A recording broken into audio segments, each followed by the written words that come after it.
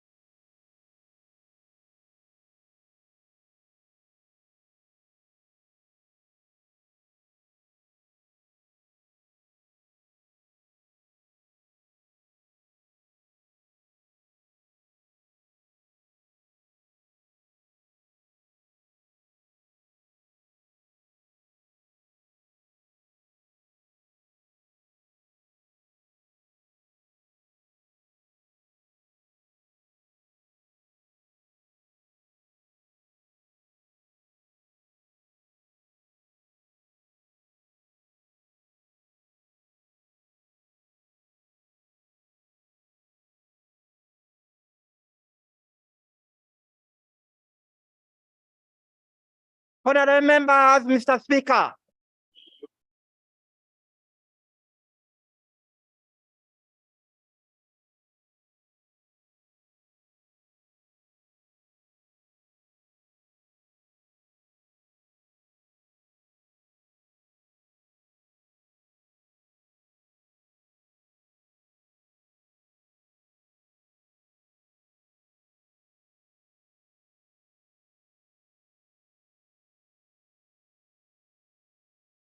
Prayers. Almighty God, who in your infinite wisdom and providential goodness have appointed the office of leaders and parliaments for the welfare of society and the just government of humanity. We beseech you to look upon the abundant favor of your servants, whom you have been pleased to call to the performance of such important trusts in this land. Let your blessing descend upon them here assembled, and grant that they may, as in your presence, treat and consider all matters that shall come under their deliberation in so just and faithful a manner as to promote you and glory, and to advance the good of those whose interests you have committed to their charge. Amen.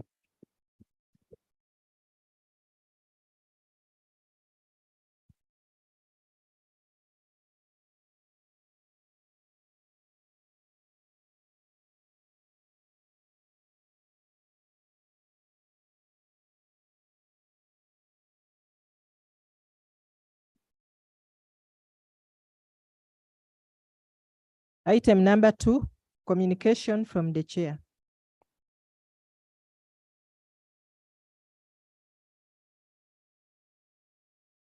Colleagues, welcome back from the recess. I hope you utilized it very well, went to your constituencies, checked on your families. Next time we'll give more guidance so that the recess becomes a recess.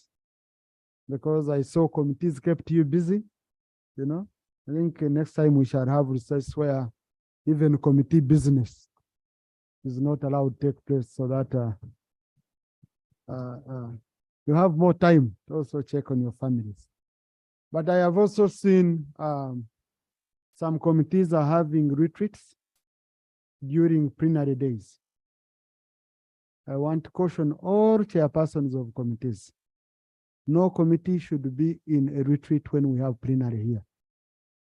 No committee should be in a retreat. I've seen, I think, is it budget? They have a retreat tomorrow. You know, we do have serious business to handle here in plenary. You don't go, you process your own business, you bring it plenary, we handle it. When others handle their business and bring it here, if you go for a retreat. Now, who will handle yours if all others also go for retreats? So those retreats have to stop. The clerk should work with the chairpersons to ensure those retreats are postponed. Retreats should be on weekends, Friday up to, you know, yeah. So that we do have time to handle businesses. Colleagues, I've also received complaints from some members of the front bench ministers that they are called in several committees over the same business. They are called in several committees over the same business. You have just finished this issue, the standing committee calls you. You go, you address the same concern, then you see a sectoral committee calling you. You again go in and you address the same people, you know. So, but that one we are going to work it out with the clerk and our chairman of the rules committee.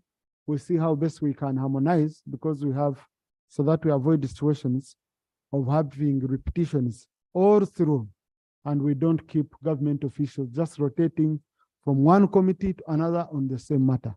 We shall see a middle way of finding ourselves working together to avoid such situations.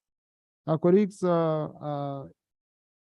the distinguished strangers gallery this afternoon, we have a delegation from the National Assembly of Zambia Savings and Credit Cooperative on a benchmarking visit to the Parliament of Uganda Circle. They include Mr. Oble Katungu, chairperson of the board, Mr. Sage Samwika, general manager, Dr. Mwemba Mungo, Chief Accountant. Mr. Kaite Siachiwena, Operations Manager. Mrs. Agi Mumbi, Secretary. And Mrs. Felistas Kabambe, Treasurer. They've come to observe proceedings of this house on top of other functions that had brought them here. Please join me in welcoming them. Our colleagues also in the public gallery this afternoon, we have members of the Wakiso Mira Growers and Dealers Association Limited, an umbrella body of Kati, Mira Growers and Dealers of Uganda, and I hope they have not brought some to this house. They've come to observe proceedings of this house. Please join me in welcoming them. Thank you. Yeah. Without further ado, I'm going to matters of national importance. Honorable Milton Muma. Honorable Nandara is Honorable Muju. Sorry. No, I had seen Honorable Nandara. He was also standing up.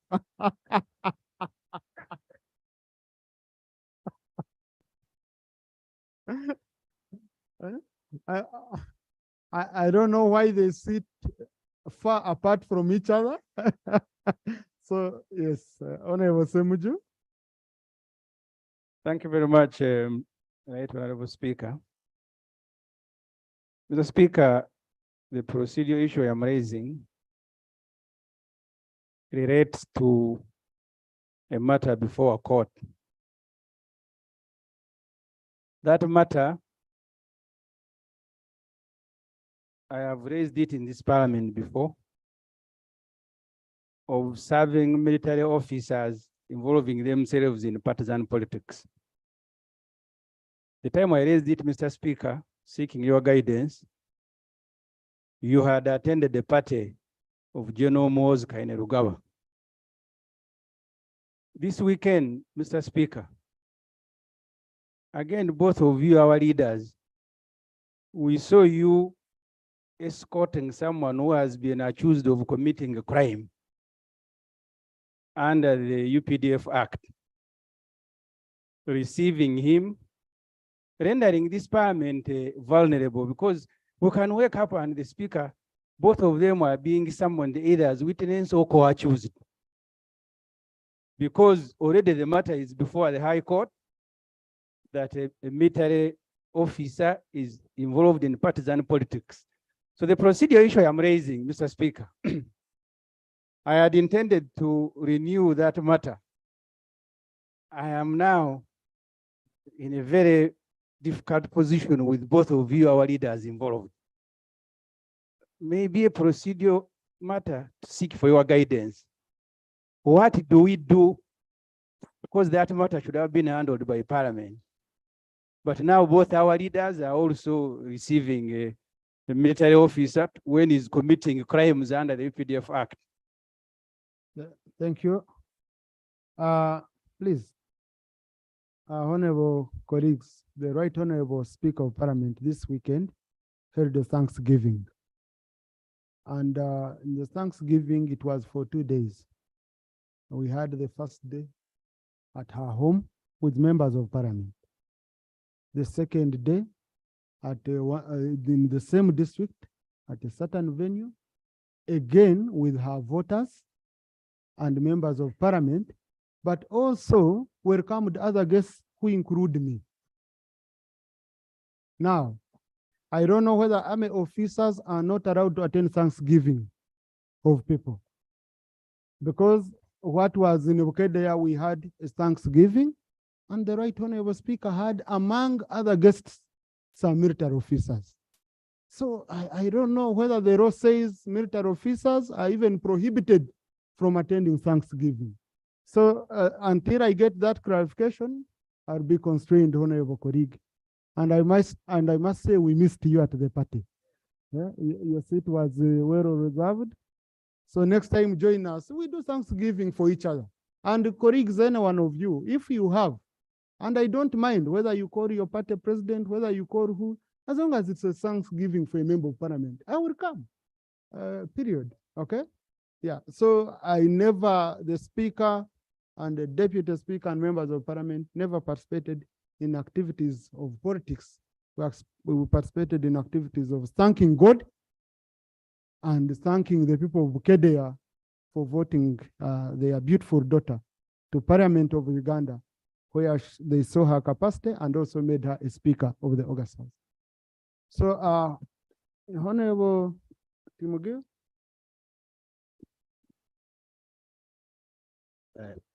Thank you, Mr. Speaker.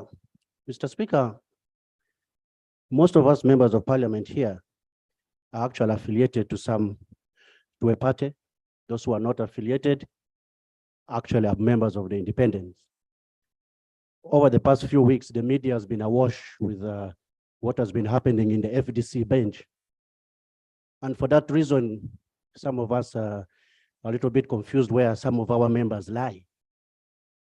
Wouldn't it be procedure right that actually Honorable Semuju at this moment clarifies to us where his affiliation is, so that in case we are mobilizing members to vote, we know actually where to go.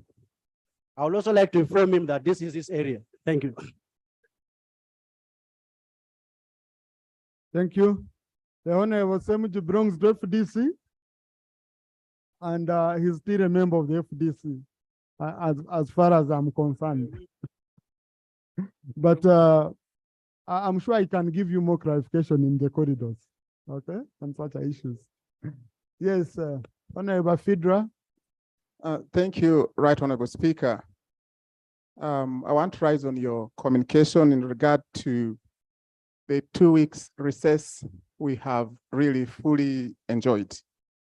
Chair, Speaker, during these 2 weeks, much as you alluded to the fact that in future, we shall have more guidance given too. However, some of us, in particular me, I tried to use that 2 weeks to reach out to my parishes for the PDM. I wish with your good guidance that last financial year, we were promised by finance that all the money for PDM would be released. And indeed, this is now the first quarter for this new financial year. However, the findings during my— What's your procedure matter, Honorable? No, just the procedure matter is that— Procedure is clear. What's your procedure matter? No, reaction on your communication, not procedure. Yes.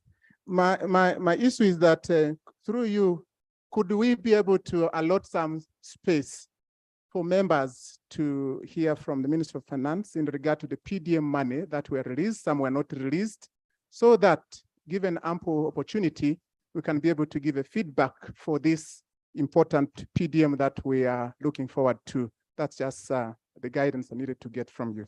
Yes, Thank you. thank you, Honorable colleague. Anytime you have that space, because under Rule 41, under Rule 42, you can ask the minister, because you've been in the constituency and you found ABCD. The minister should be able to clarify. Okay. Procedure, Honorable Chivumbi, then Honorable Mara. Right, Honorable. I thank you for the opportunity. Right, Speaker, I raise on a point of procedure. Before we adjourned for recess, in that last meeting, sitting of Parliament, the Speaker directed the Clerk to Parliament to ensure that in the next sitting, immediate after that sitting, our motion seeking to amend the Public Finance Management Act be put on the order paper. I checked today, that was not done. So I'm seeking your indulgence, Right Honorable Speaker, because that was the directive of the Speaker then. But the Speaker has been thanking God, so we have been. Okay, anyway, I've taken note of it. I'm going to cross-check so that we see if it can be provided for tomorrow, okay? Yeah, thank you. Clerk, please take note of what the Speaker directed, the presiding officer directed at that time. Thank you very much, Right Honorable Speaker. This is a reaction to your communications with the House. specifically regarding the meeting of the three committees of the House tomorrow. Right Honorable Speaker, the Minister of Finance last week communicated the position of the World Bank regarding funding of certain aspects of our budget. And he urged the agency for this parliament to review our budget in line of the actions which have already taken place by the World Bank. Given that background, Mr. Chairman, Mr. Speaker, relating to your guidance on committees to consider having meetings when we are not sitting here, would it be procedurally right for you, in light of the challenges that we are having as a country relating to our budget funding, for the Ministry of Finance to meet the Committee of Finance, Budget and National Economy tomorrow so that we address those issues? I submit. Thank you. Now, colleagues, I don't know why you're panicking. I don't know why you're panicking as if the country is it's going to shut down. We made a decision here. When we were making that decision, we knew it would have repercussions. Okay? And we are prepared and we are strong about the decision we made as a house. The moment we show any signs of weakness and panic, it means we don't know what we are doing. We don't know what was coming. We knew threats would come. People would try to do what. So please, let us be calm. At any time, when the Minister for Finance or the executive, and I saw the communication of the president, he said they are engaging with the World Bank on this matter. So at any time when the Minister for Finance or the executive feels they want to do anything with regard to reviewing the budget, they will come back here and they inform us. So I would urge the committees of finance, budget, these meetings, Minister for Finance, come and explain. World Bank has withdrawn funding, so you must come, you explain, you do what. You're pressing the panic button for nothing. So to me, executive, do your work. Manage foreign relations, manage with the World Bank. Whenever you feel Parliament should come in, you will inform us and we shall come in and we play our role.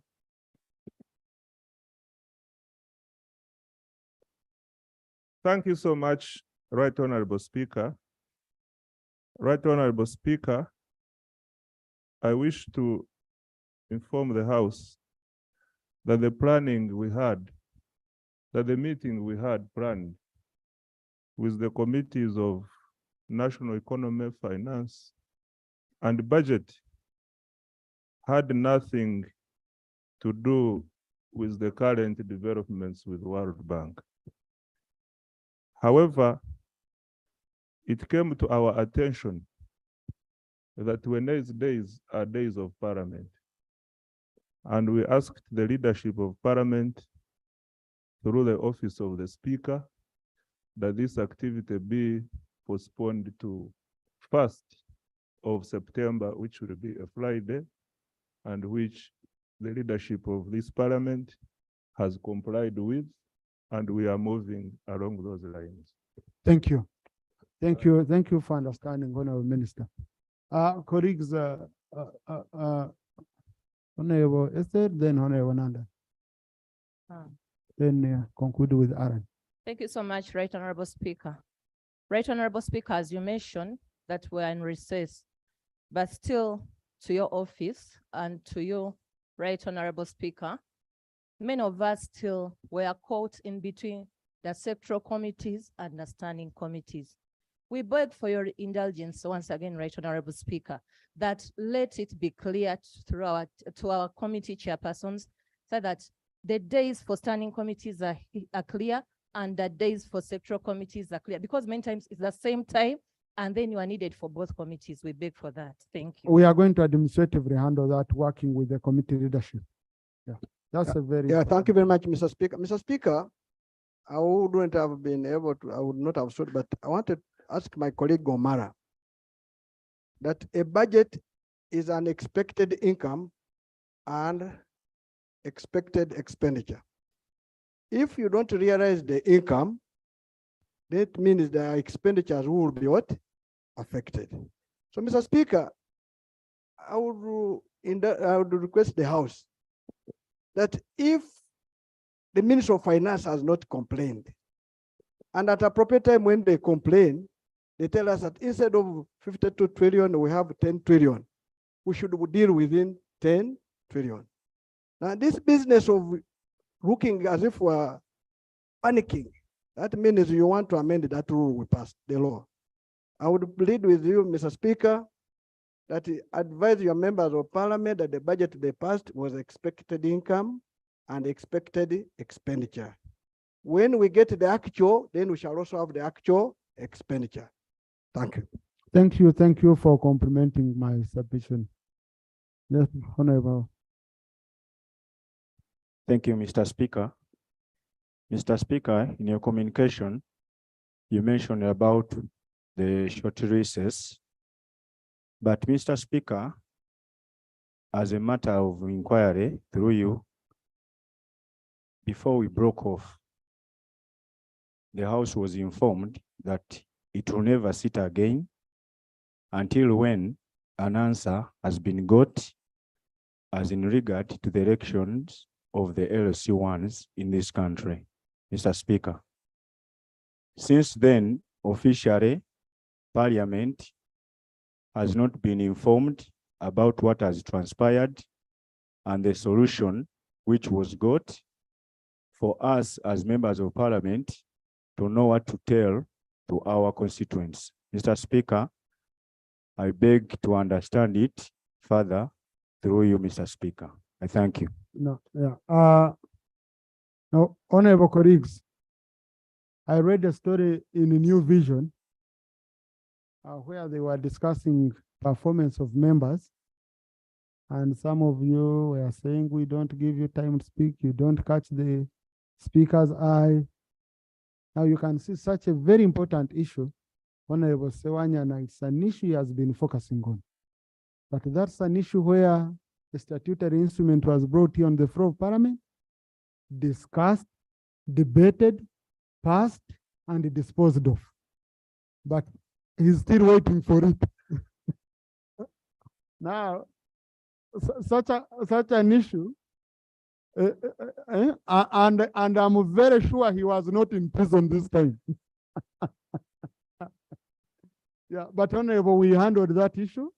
Yes, we handled it, so you can cross-check the answer. Now, Honorable colleagues, I would urge you, when you don't attend plenary, always get the answer. Okay? If you don't attend plenary, always try to check with the answer to know what transpired. Colleagues, we do have a lot of issues to handle today, so I don't want to waste more time. But I have just been reminded by the Honorable Moses Kabusu. Can I have order in the House? Yes, I've been reminded by Honorable Moses Kabusu that how we had a nasty accident where a boat capsized on Lake Victoria and 30 people drowned.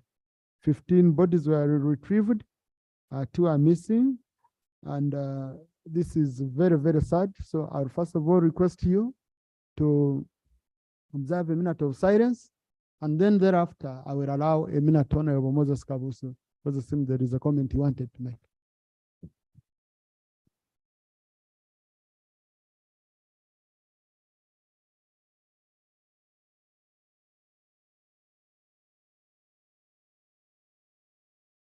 May their souls rest in eternal peace. The Honorable Moses Kabusu.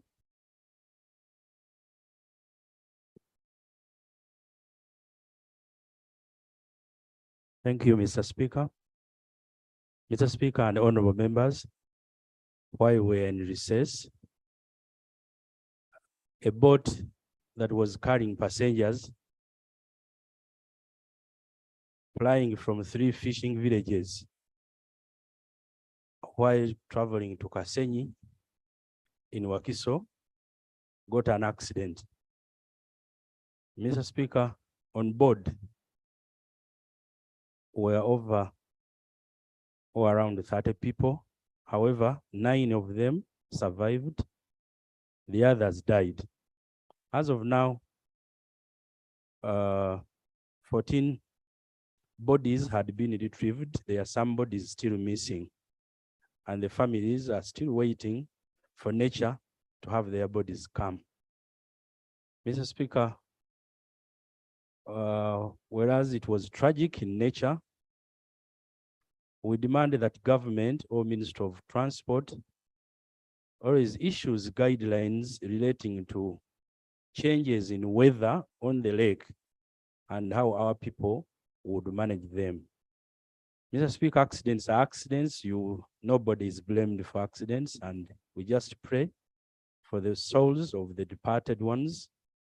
And perhaps those of us who come from island constituencies, these things happen quite a lot. We still call upon government on its commitment to give us safe means of transport like government is doing on road transport. We shall be very supportive every other time. And if possible, Mr. Chair, like it has been done elsewhere, our people have asked us, Mr. Speaker, to lobby that if those families, government can reach to them somehow. I'll use that language to they can reach them, to those people who have lost their loved ones. Thank you. Karangara, you want to add something? Thank you, Mr. Speaker. Thank you, my colleague, for the opportunity. Mr. Speaker, like he said, I agree. Then also, I also request government it is okay to reduce on the price of the life jackets. Because, Mr. Speaker, Kalangala and these other islands, when it comes to the health sector, they say Kalangala district has the highest prevalence of HIV, and we're at 18%, bigger than that of the entire country, and we're given free condoms. If life jackets, because you cannot say you're protecting the lower part and you're not going to protect the upper part, because life jackets are worn up and they also save lives. So if condoms save lives, the government should also consider giving us free life jackets, or at least reduce on the taxes on the life jackets. Mr. Speaker, for your information, and the August House, a very good life jacket costs, I think, 100,000 shillings, a good one. But with the army on the lake, Mr. Speaker, our people have been impoverished and they cannot access, or they cannot buy these life jackets. If government can at least also protect the upper part by giving us a life jacket, we shall be very much gratified. Thank you, Mr. Speaker. Thank you. No, Honorable Kabus, you had concluded. You had already. Thank you. Let me allow Honorable Keyo also. Thank you very much, Right Honorable Speaker. He's from the islands. Thank you very much, Right Honorable Speaker, and colleagues from Kalangala. Actually, Right Honorable Speaker, the islands are really disadvantaged. And like my colleagues have stated, it is time the government looked at transport in the islands. For example, even the government has now put up a policy that you don't travel at night. These are places sometimes when you are halfway the journey, the engine breaks down and you have to float. Actually, the idea should be that the government should help us with a number of safe transport means. My colleagues are talking of the life jackets, but even the boats, we pay taxes, but even these boats, even if the government could do inspections, sometimes there's wear and tear. So the islands will really pay a lot of taxes, because even in terms of fuel, the consumption of fuel is high. What you would require from here to Ginger, about 10 liters, on water it will be 25 liters. So we pay a lot of taxes. It is time that the Ministry of Transport looked at transport on water. Thank you, Right Honorable. Thank you. Now, Honorable colleagues, I don't want to open up this issue, please. I don't want to open up this issue. I want us to again refocus. The issues have been raised, but I've had in an issue of saying some people always remembered Chief Whip, that also these families that got accident, the families of victims, the MP is saying if they could also be remembered. Anything you want to say on that, Chief Whip?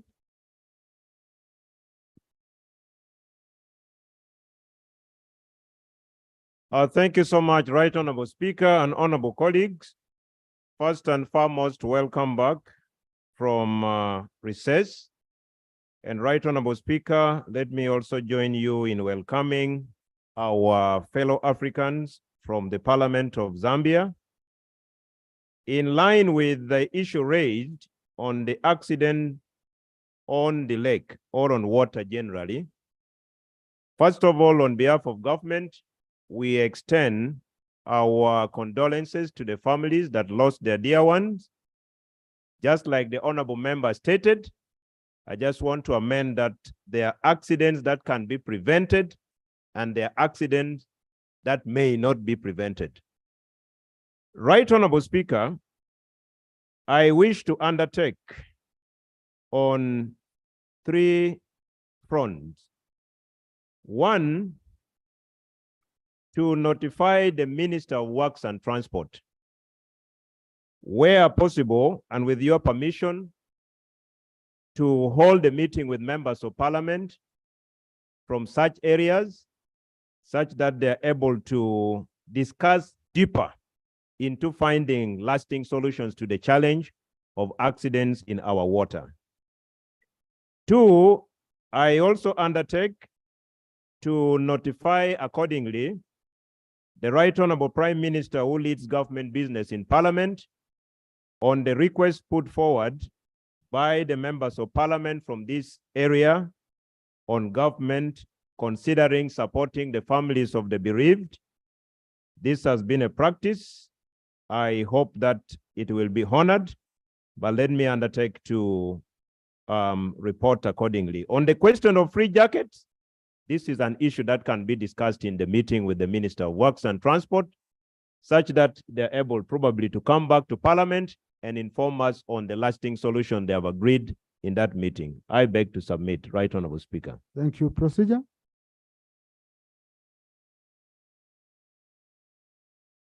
Mr. Speaker,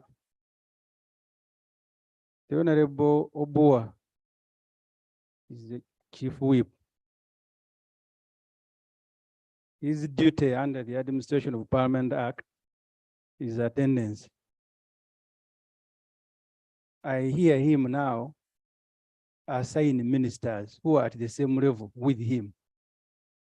So the procedure issue I am raising, because in our rules, if he's here as a lead of government business, they should have notified you and you are inviting him accordingly. So Mr. Speaker, did the government write to you, which is the issue I am raising, that today Honorable Boa is the Prime Minister and therefore can even assign other ministers at the same level? Thank you.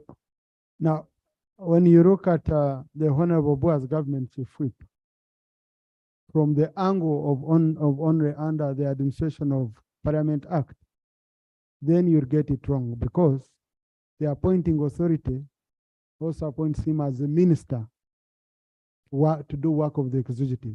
And that's why he has an office at Parliament, but I was also informed officially that he has an office at OPM. So he can handle issues of only Parliament and issues of the executive on the other side. So he has spoken as a minister, and Honorable, thank you for exercising the authority. Honorable Thomas.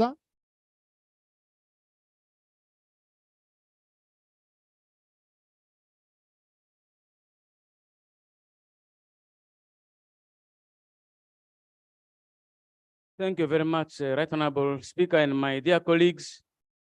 I rise on a matter of national importance, and the issue is about ferry operations across the Nile at Laropi in Moyo district.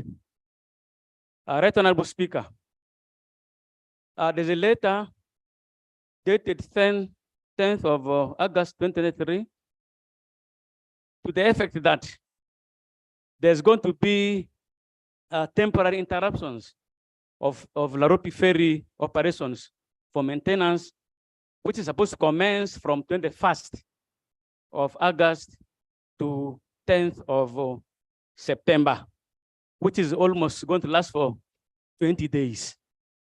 Right Honorable Speaker, this has got serious repercussions on the people of West Nile in general and Marisa region in particular, in the sense that the cost of doing business will increase due to long distance. There will be scarcity of commodities, and the cost of living will also increase. Not only that, Mr. Speaker, normally school children, civil servants, nurses, teachers, and so on ply between Adjumani and Moyo every day from Monday to Friday. And once the operations of the ferry is stopped, then all these activities will also stop. Prayers. Right Honorable Speaker, our prayers are as follows.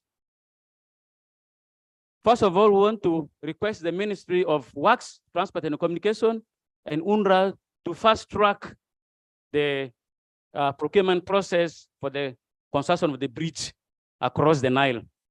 Secondly, we are requesting for a standby ferry, or vessel which is placed around Laropi so that it can help in ferrying the people across the river as we wait for the maintenance of this ferry. And lastly, Mr. Speaker, we have what we call pontoons or ramps, which are normally assembled to form a ferry. So these pontoons are found in Luero, that is around Kasana, Luero. There are some in Umpigi and other places like Panyimur, please. Vuma Island, and so on. If this could be assembled temporarily to help make people cross the river. Thank you very much. Thank you. Government.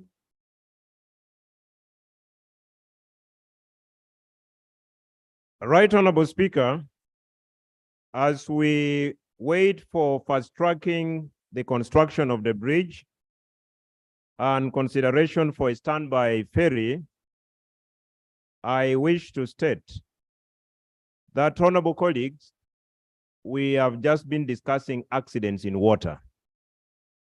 These are machines that require routine maintenance and in some instances, repairs. I beg to state with clarity and with humility that it would be important for us to accept to be inconvenienced for a while in order to give the operators time to service the machine or to repair, other than hearing of another accident in water. So I beg to pray that, honorable colleague, UNRWA has been generously communicating almost to all ferry points. Recently, we had the one of Masindi Port, where they also closed for some bit of time in order to allow for routine maintenance. Kindly accept with humility to be inconvenienced for a while, such that the machine can come back well serviced. Thank you. Yeah, I think, Honorable Chief Whip, and next time it's a matter of linking up with the readers, the convenience of the days, and if there are temporary means for that period. That's an issue which can be discussed with the minister and the honorable colleagues. Honorable Muuma. Thank you very much, Right Honorable Speaker. Right Honorable Speaker, I rise on a matter of national importance, and the issue is to do with during the 2 weeks recess, I was approached by the local leaders of Nakalama Sub-County and the School Management Committee of Nakalama Senior Secondary School, which is government, and the matter is to do with the land grabbing and land encroachment by individuals who are acquiring illegal titles with the help of some of the ministry officials of lands. Mr. Speaker, our prayers are 5. One is that the Ministry of Lands urgently visits the land in question to establish the facts on ground. The other one is that the cancellation of illegal acquired land titles be effected immediately because the public is not happy with what is happening. Thirdly, that the minister assists the two government institutions. That's the sub-county of Nakalama and the Nakalama Senior Secondary School to have their land titled. And finally, that we should stop illegal processing of titles on the affected land that belongs to government. I thank you, Right Honourable Speaker. Thank you. Let the Minister for Lands visit the area and report to the House on Tuesday on the action that had been taken. So, Honourable Nandara? Mr. Speaker, before you get a land title, the neighbors must sign on that form. So that those people who are getting a school land, encroaching, who signed on the other side and who signed on that, wouldn't it be really? Yeah, that's why the minister needs to go on ground, Honorable. And that's why the member was saying they think ministry officials are involved. So the people who should be cross-checking once they are involved, they jump that part. So that's why we need the minister to go on the ground and indeed take action. Honorable Abdallah Chwanuka. The honorable colleagues, matters of national importance, you report to my office. Thank you, Right Honorable Speaker. Right Honorable Speaker, around the 19th of May, His Excellency the President issued a directive which was clothed as an executive order banning charcoal business in northern and northeastern Uganda. Now it remained on the implementation of the order or the directive. What has transpired, Right Honorable Speaker, is the people working under the Ministry of Environment are trying to execute the said directive across the country. Among other regions is Mukono, Buyikwe, Nakasongola, Luwero, and in Wachiso. They have gone ahead to confiscate the merchandise of traders. We want to know from the minister who is seated right here, whether first of all, that directive was to operate in the whole country. And two, what alternative have been put in place to replace charcoal as an alternative to provide energy in this country? Because as you are aware, Right Honorable Speaker, electricity, the prices are high. The yellow gas, which was being distributed, it is nowhere to be seen. Charcoal and firewood, they have been burnt. What alternatives have been put in place to ensure that Ugandans can survive in this country? Thank you, Right Honorable Speaker. Thank you. Honorable Minister for Environment.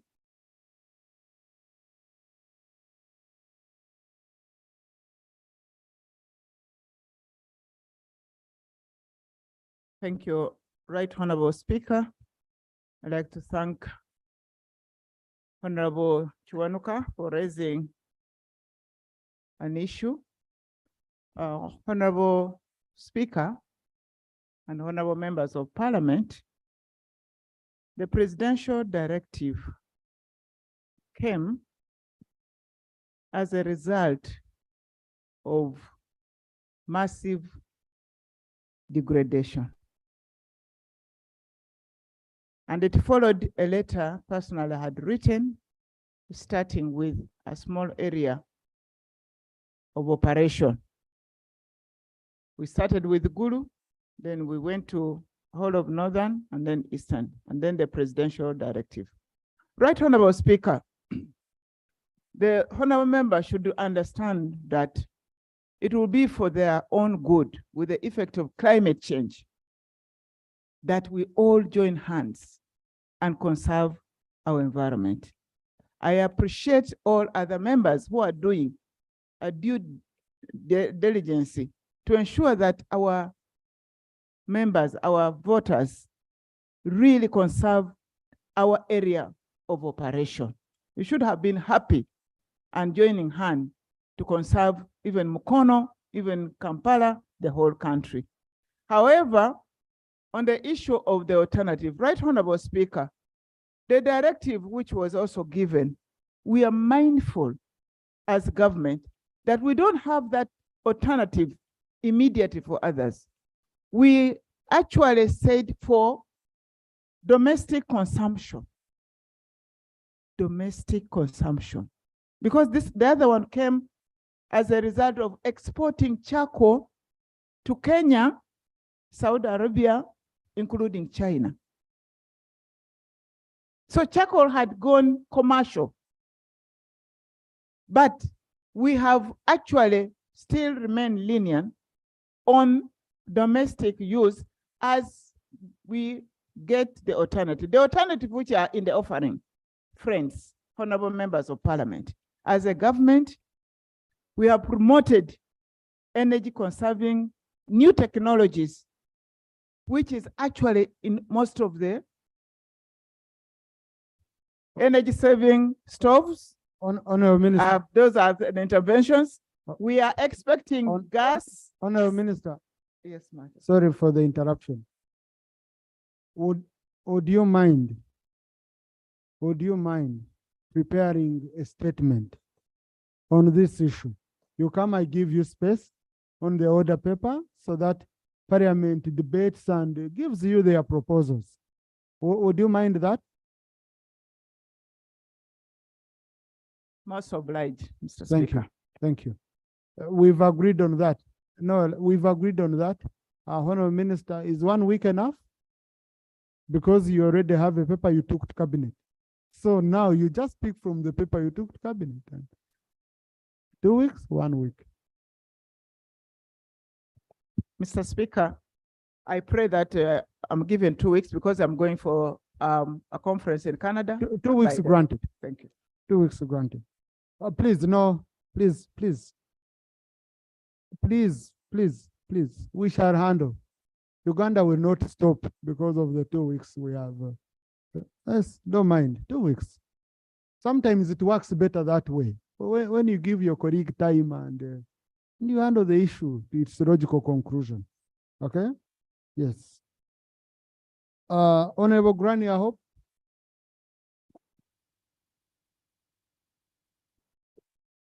Thank you very much, Right Honorable Speaker.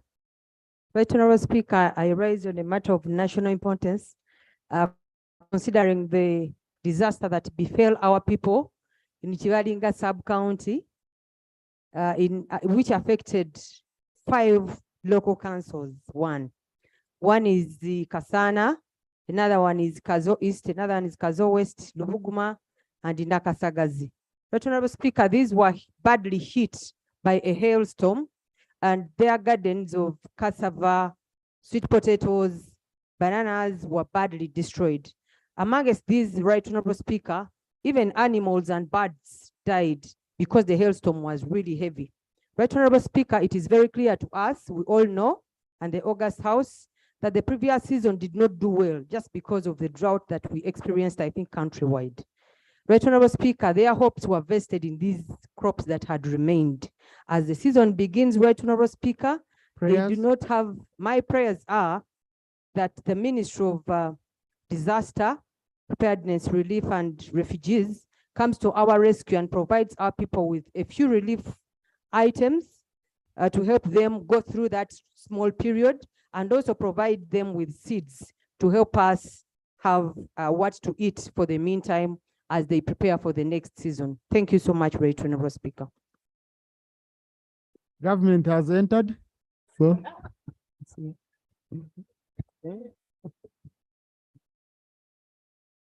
Thank you. Thank you, Right Honorable Prime Minister. Now that you've entered and I already had issues, so let me ask Honorable Hope Grania to use 1 minute. Oh, then you respond to her.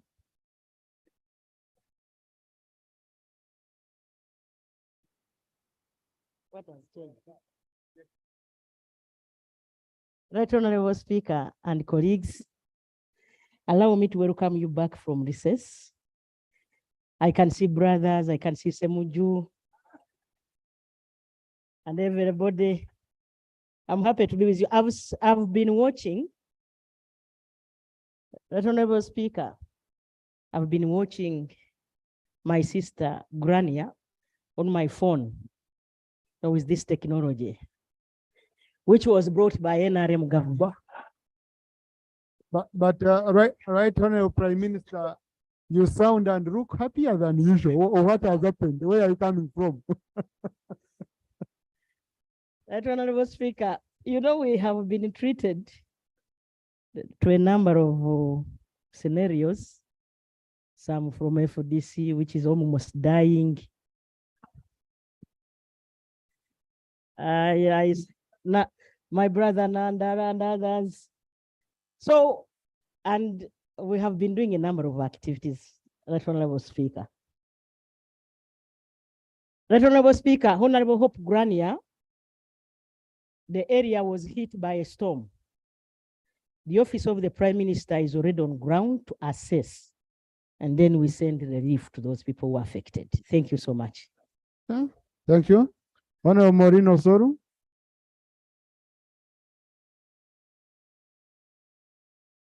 Thank you very much, Mr. Speaker. I rise on a matter regarding the installation of high voltage electric poles, to be specific, along the border stretch from Odamachaku to Leah Custom, that's Narua City. Right Honorable Speaker, I want to inform this August House that indeed we had contractors who went down to Arua City and they went to install the high voltage electric poles. But however, they didn't do well in some other areas. They went deeper inside people's land. And when they went to people's land, people are not given adequate information that where these poles land, you are not supposed to do any economic activity on that land. And you're not supposed to do any construction. Yet in West Nile, most of our land are customary land, and they're small in size. Now that information was missing, people are now causing a lot of problem down there, that they needed the intervention of Ministry of Energy to realign with the original plan. We don't know if the contractors were trying to save some materials or what, we do not know. Because going beyond 30 meters, beyond somebody's land, yet it's small in size, leaves him or her with nothing. So Right Honorable Speaker, this is the concern I have from the people of Arua City. Secondly, we have been having electric poles, both wooden utility poles and also the electric poles. But it has been there for the last 5 years without any electric wires, and even the ones with electric wires not have power. So I want to request the Ministry of Energy to intervene in this matter. The compensation was done very well. They compensated the crops, the buildings, at the same time, the fruit trees. But going beyond from the original plan is what is causing a problem. And then may we know also when West Nile is going to be connected, because it is high time we inform our people think we are lying, and we keep changing the deadlines. Please assure us. Thank you. Thank you.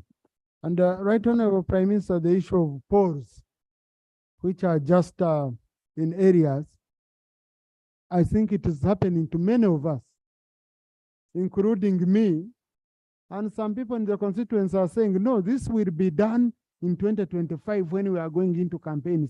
You see, he's not allowing it to be connected because he wants to show that he has delivered toward that time. It's really destroying the image of many members of this house. So we need your intervention, Right Honorable Prime Minister.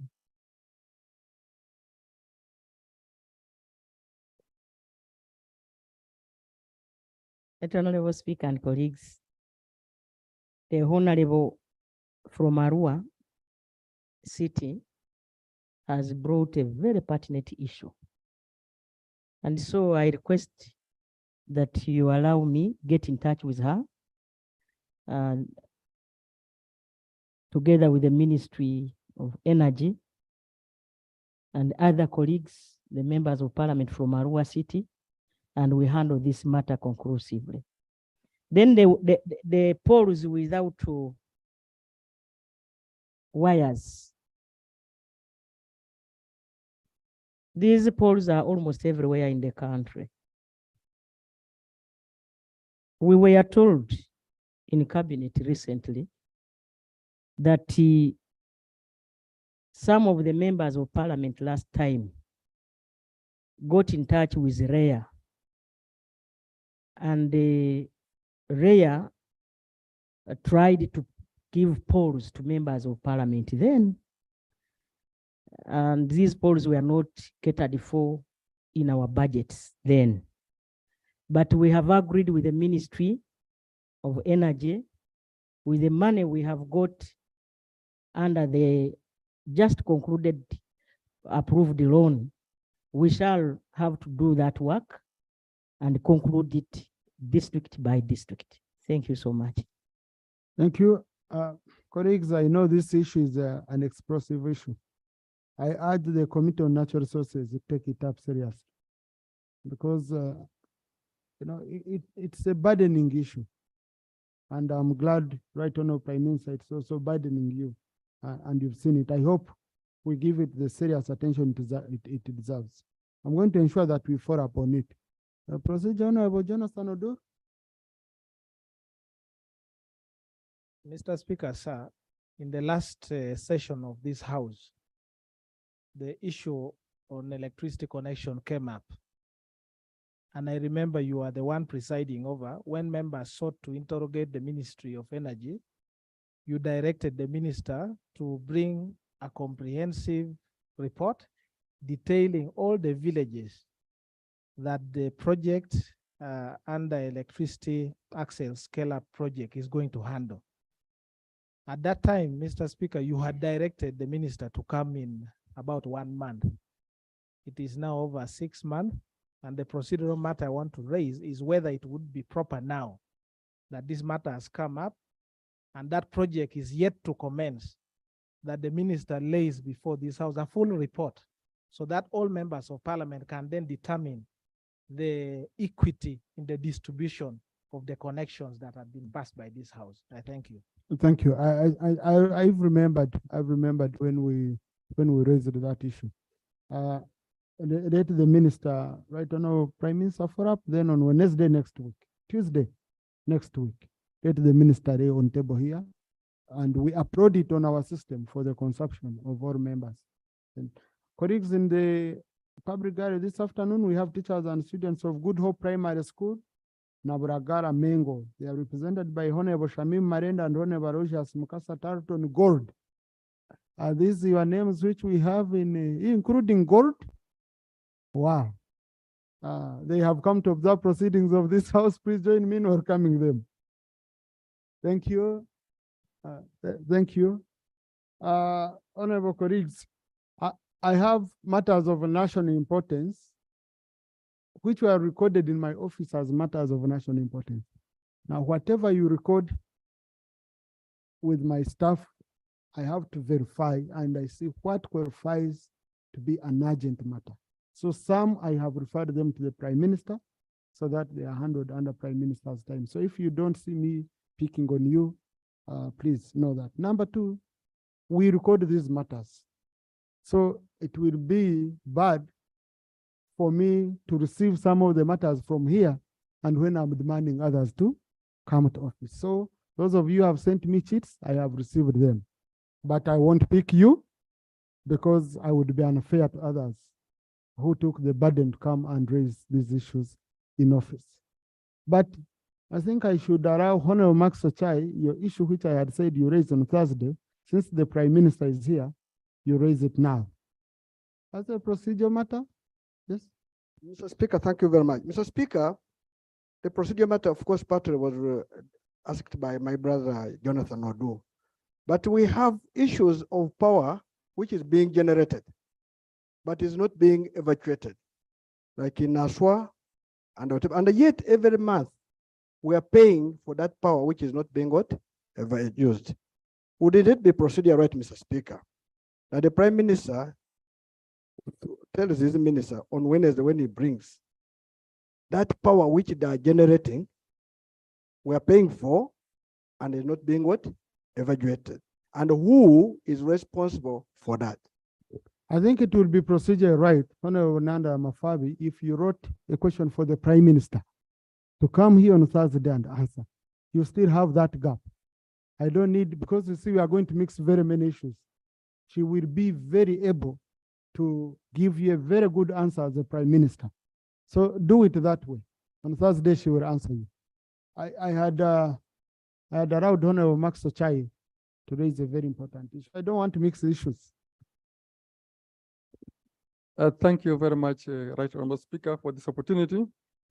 Mr. Speaker, I rise to make a follow-up on a matter that was referred to the Minister of Works, Transport, pertaining to the delayed feasibility study for the upgrade of Tororo, Nagongera, Busolwe Road, 44 kilometers. At the beginning of this financial year, the Right Honourable Speaker, then presiding, requested the Minister of Works to follow up with UNRA for the non-responsiveness pertaining to conclusion of that study. Mr. Speaker, sir, may I use this opportunity, therefore, since the Right Honourable Prime Minister is around, to update us on the status of that feasibility study, because the people of West Budama County at large and Bukedi generally are actually craving for that road. That road is a strategic economic road for Bukedi sub-region, and Bukedi sub-region being a very, very poor sub-region. That road would actually facilitate trade and ensure increase in household income. Mr. Speaker, could we get an update? Right Honourable Prime Minister.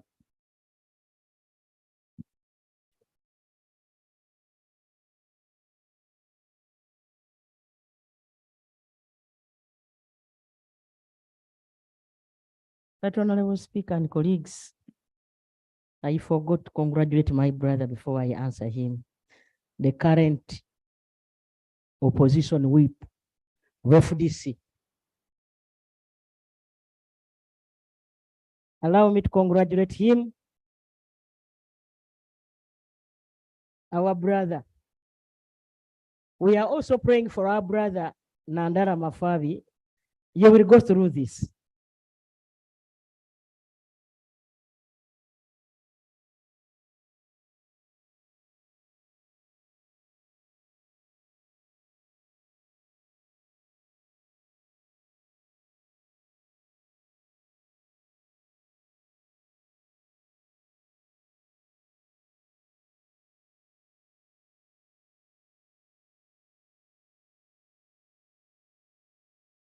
The honorable member talked about Nagongera Tororo Road. I request that I get in touch with the ministry so that we can give him a conclusive answer. Thank you so much. Thank you. Right Honourable Prime Minister, last time you promised us that you will share a statement, a guiding statement on the response to the Anti-Homosexuality Act. So that MPs, once they are representing their counter abroad, all of us will speak with one voice. I don't know whether you've read the work on it. Please, I've just been reminded. Let me conclude with Honorable Ganika. Thank you, Right Honorable Speaker. Right Honorable Speaker, we need 4 billion shillings to provide for seeds for our farmers in all the constituencies of Uganda. Only 4 billion shillings. The rains have started. 2 weeks before we went for recess, I raised this issue on the floor of Parliament. And the Minister of Finance committed to go and look for the money. Right Honorable Speaker, we need to hear from the Minister of Finance whether the money is ready so that we can take seeds and ensure food security for our people in this country. I thank you so much. Honorable Minister for Finance. Mr. Speaker, sir, we have sent money through parish development. Thank you. That's what he has. So Honorable Esther, you had your issue for local governments. Not this issue of seedling.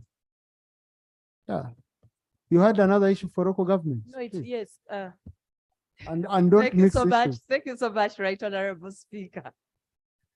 Right Honorable Speaker, as the Shadow Minister for Local Government, there are two matters concerning local councils, that's LC1s and LC2s, because as realized, we handled the extension up to January 2024.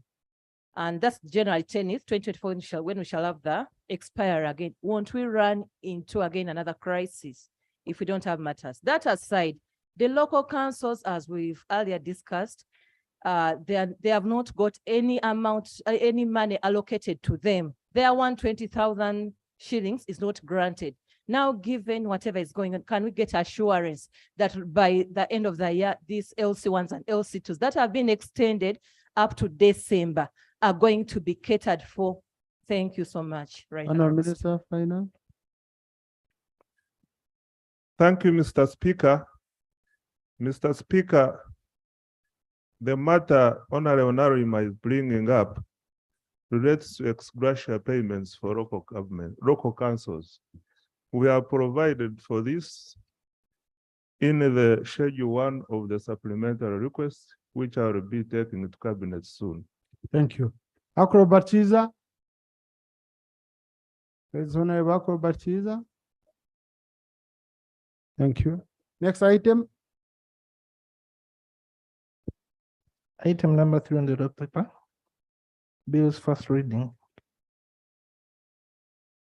Honorable Minister for Internal Affairs.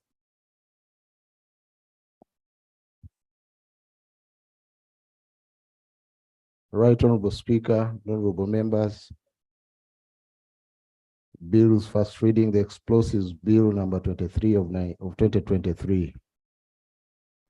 In keeping with Rule 1282 of the Rules of Procedure of Parliament, I beg to move that the explosives bill with the attendant certificate of financial implications as required by the provisions of Section 76 of the Public Finance Management Act 2015 as amended be read for the first time. I beg to lay. Thank Honorable you. Speaker and honorable members. Is the bill seconded? Honorable Chief Whip. Honorable Komakech. Honorable Koruo. Honorable Lanya. Honorable Joan Okia. Honorable Itungo. Taigwa. Honorable Ngora and many colleagues in the House.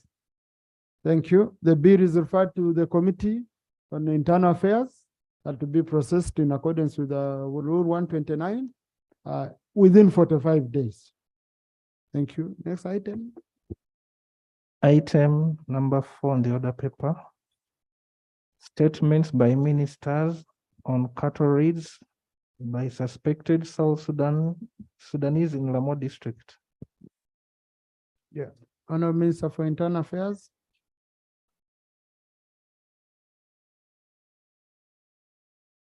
Right Honorable Speaker, honorable members,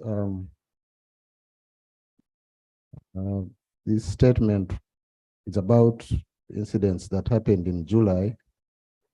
A little bit of time has passed, but nevertheless, it has finally found space on the order paper. And I want to report back as follows. Reference is made to the matters of national importance that were raised by the Honorable Dr. Okulo Abuka J. Anthony, MP for Lamour, concerning the above issue.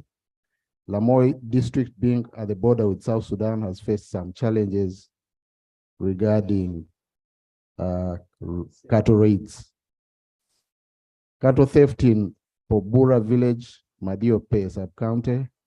This occurred on 15th June 2022. The soldiers from Mapirit detached followed the footmarks and recovered the animals at the borderline before they entered Sudan. And these cows were handed over to the chairman of the area. It should be noted that the owners of the cattle took long to realize that their cattle was missing because they were freely grazing.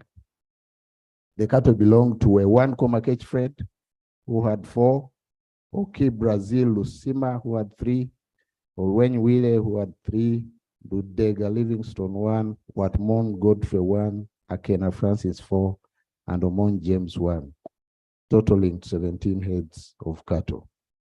2, on the night of 18th December 2022, these are incidents in the past that were complained about. Suspected South Sudanese warriors attacked Madiope sub-county and raided 8 heads of cattle, and the UPDF pursued them and recovered all the 8 cattle within the sub-county near the border, and 1 warrior was put out of action. 3, on the 4th May 2023, at midnight at Lagaya village, Waligo sub-county, an estimated number of suspected South Sudanese with some local people within the community burnt 7 huts, raided 4 bulls, and looted essential commodities from the households. The soldiers pursued them, but no recovery was made. There was another incident on 5th May 2023 in Kadomera village, Nimu sub-county, where 56 heads of cattle were taken. The cattle owners found they had been stolen when they went to check on them. The army pursued the intruders and recovered all the 56 heads of cattle towards the borderline. Other actions taken to this challenge: more deployments of personnel have been effected along the borderline with South Sudan, notably at Kadomera Detach, in Lagaya Trading Center. Waligo Detach has got more armored vehicles.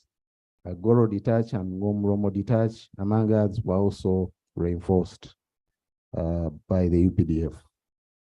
The UPDF has also made other reinforcements along the borderline, which have led to reduced raids by the South Sudanese.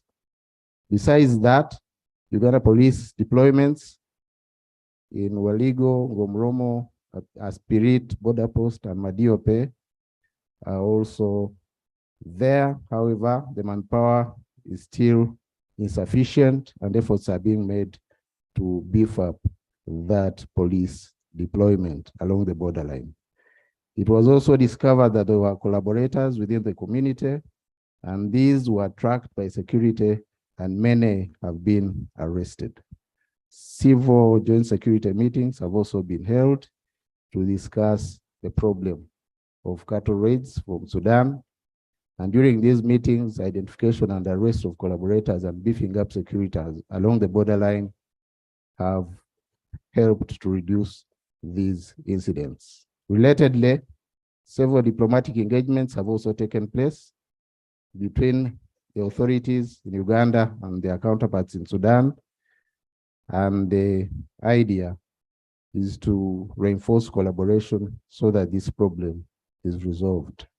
These kinds of engagements have improved coordination between the agencies of both sides, Uganda and South Sudan. I beg to submit, Right Honorable Speaker and honorable members.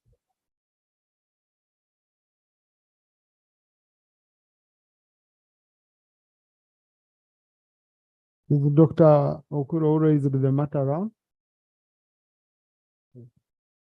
So let me pick the MPs from the affected area. I think Honorable Amos and Honorable Nancy.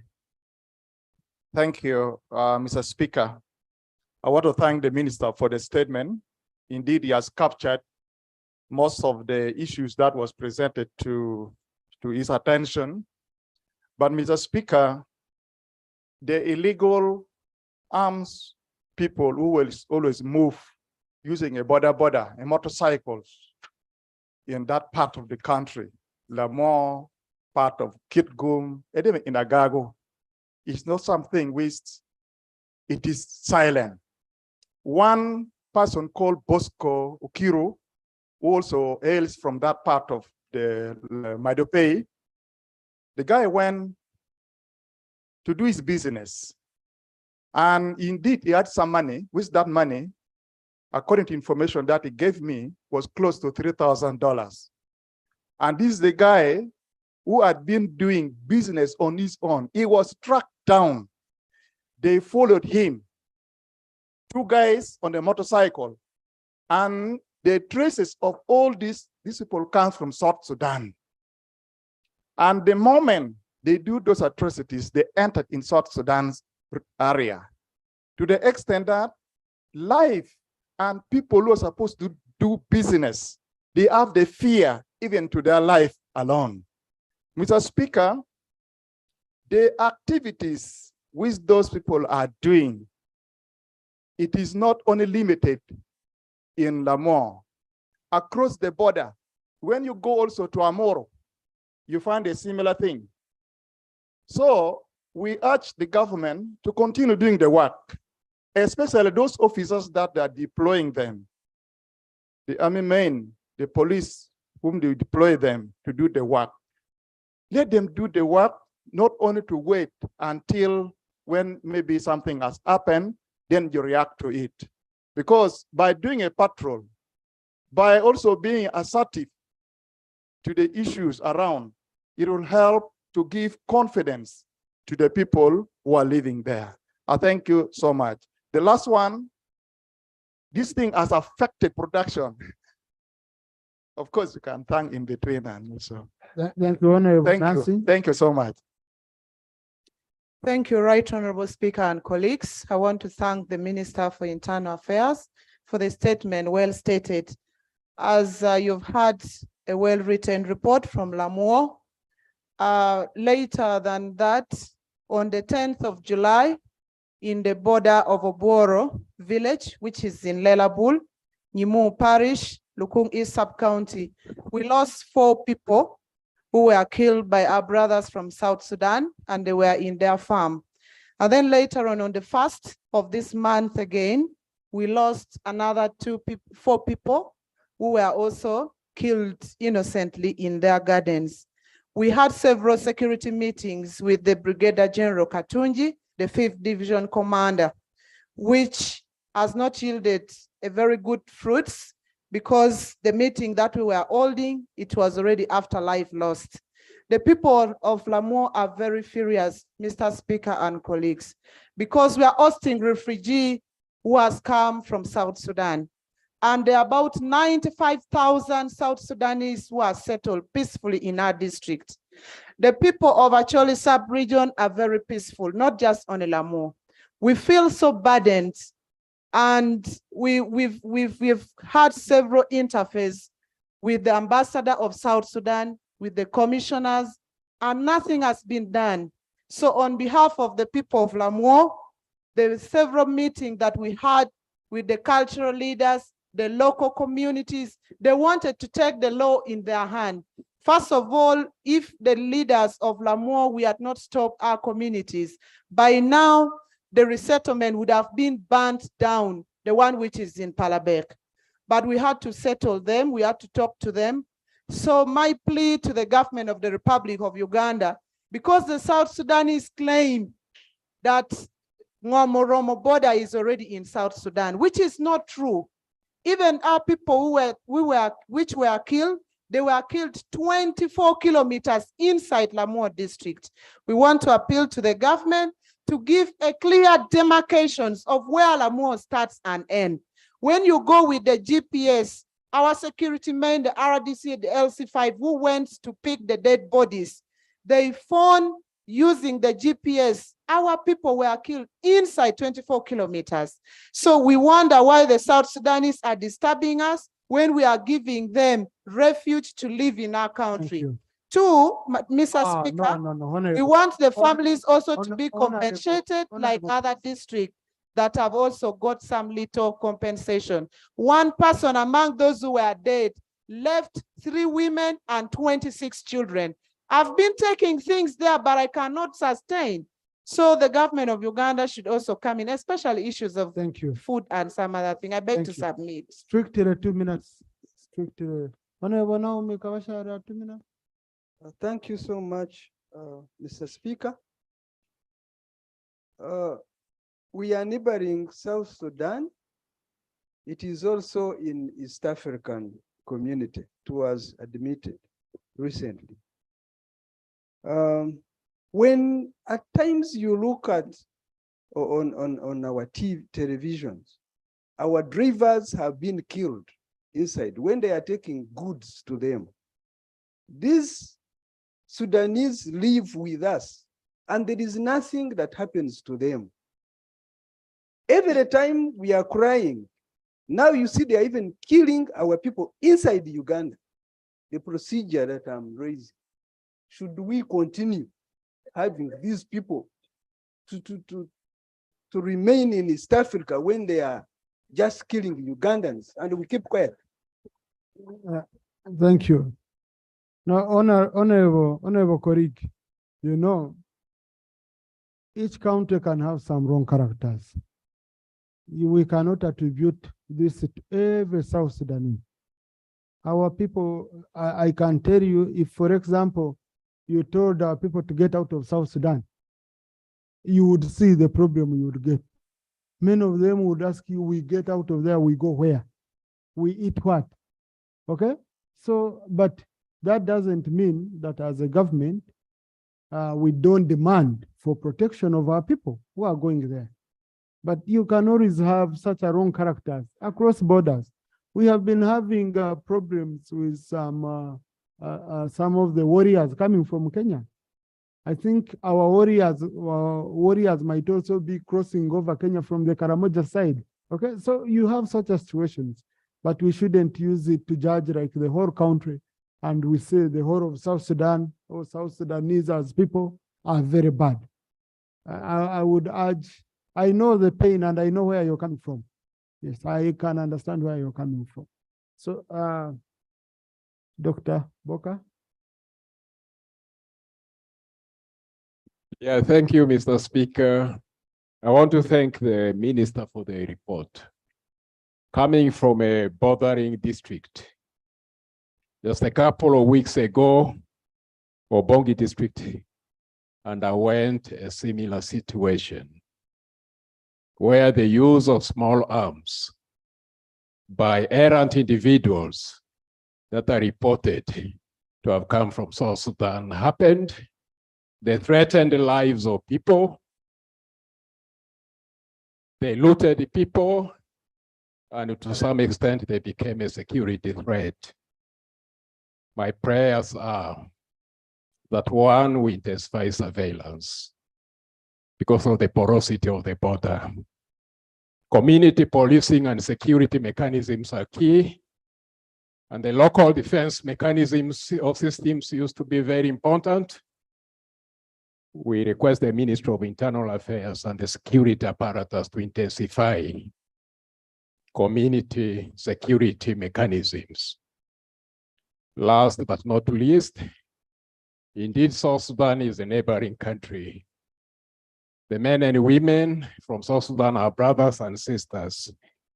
Within the spirit of the East African community, I pray that we strengthen cross-border engagement, political, civic, military, including business engagement to ensure we create an enabling environment for us to operate between South Sudan and Uganda. I thank you.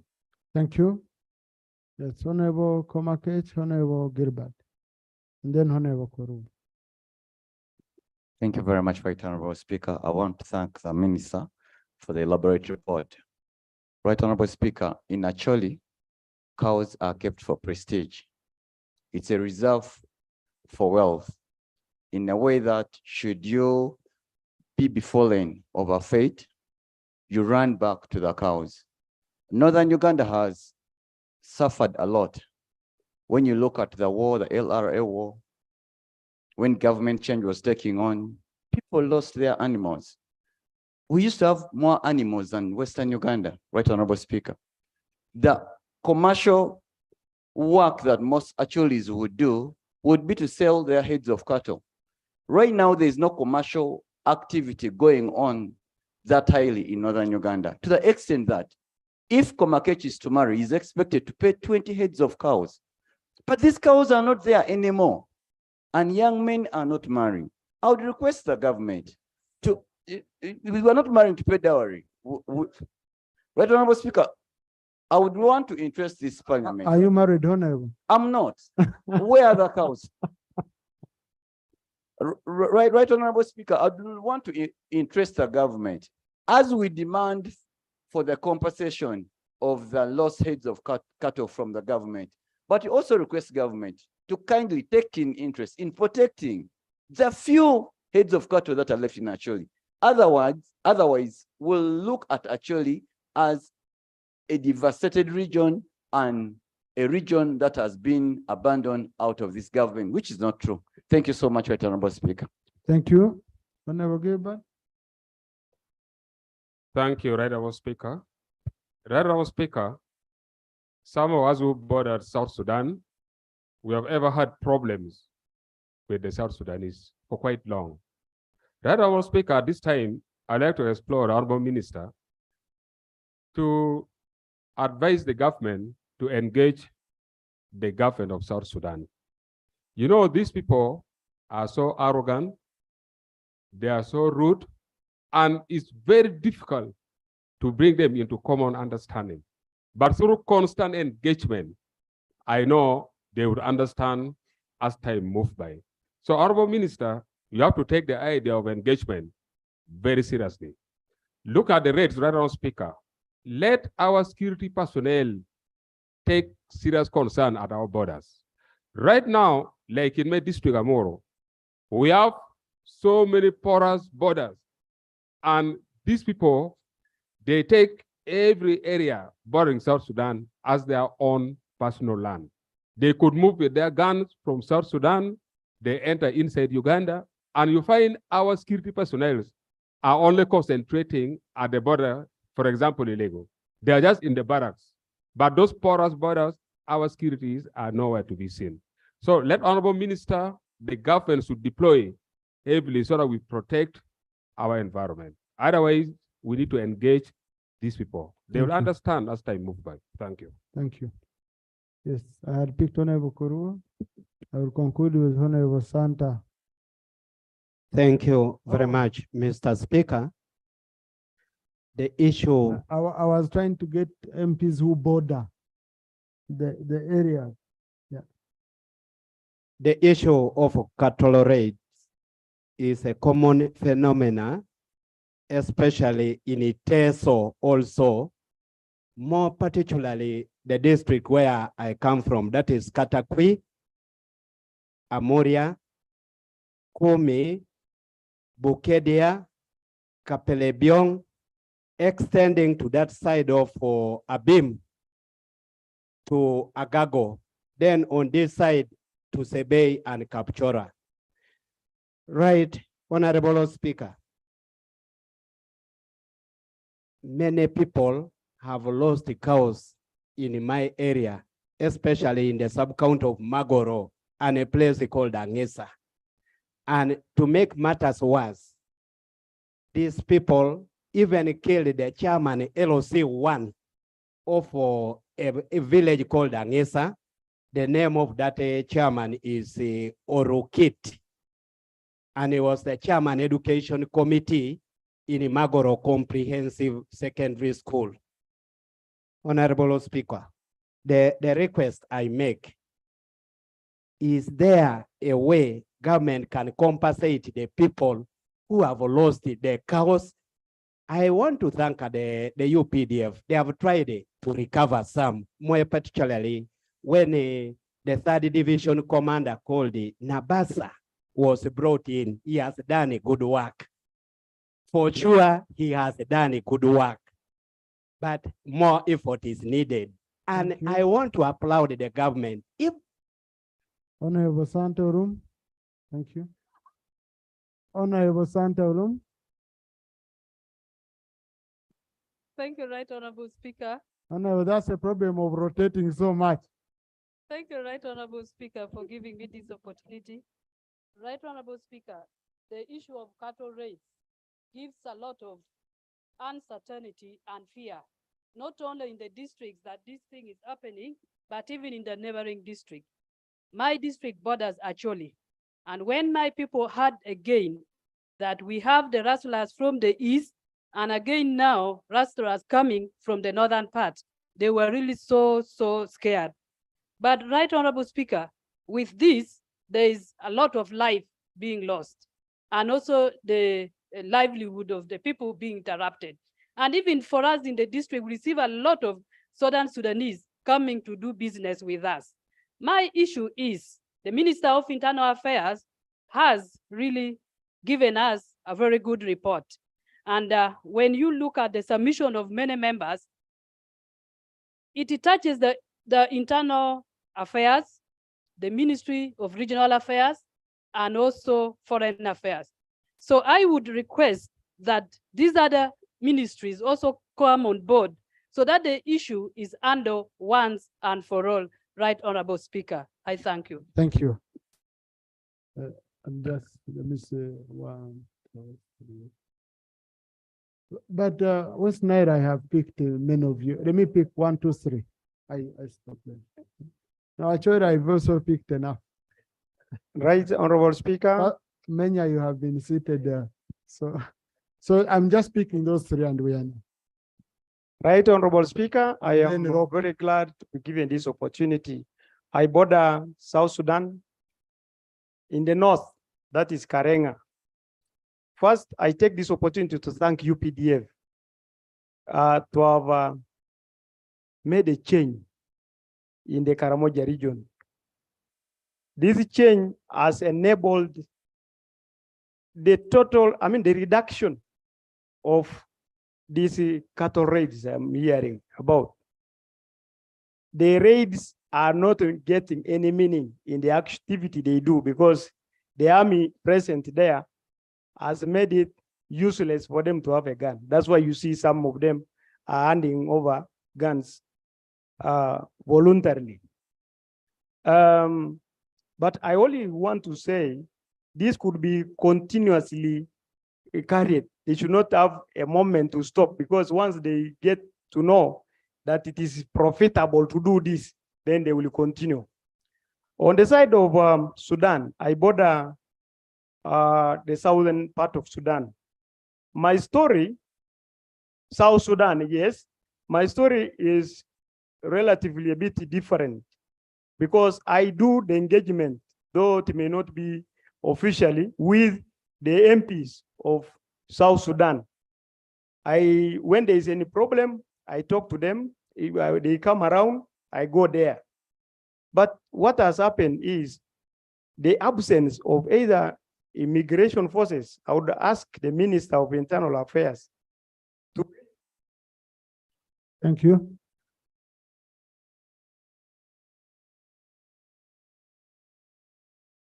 Thank you, Right Honorable Speaker, for the opportunity. Allow me to thank the Minister for Internal Affairs for this important statement.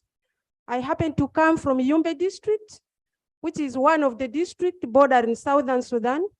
And the district is globally known for hosting the largest number of refugees in Uganda, in the world.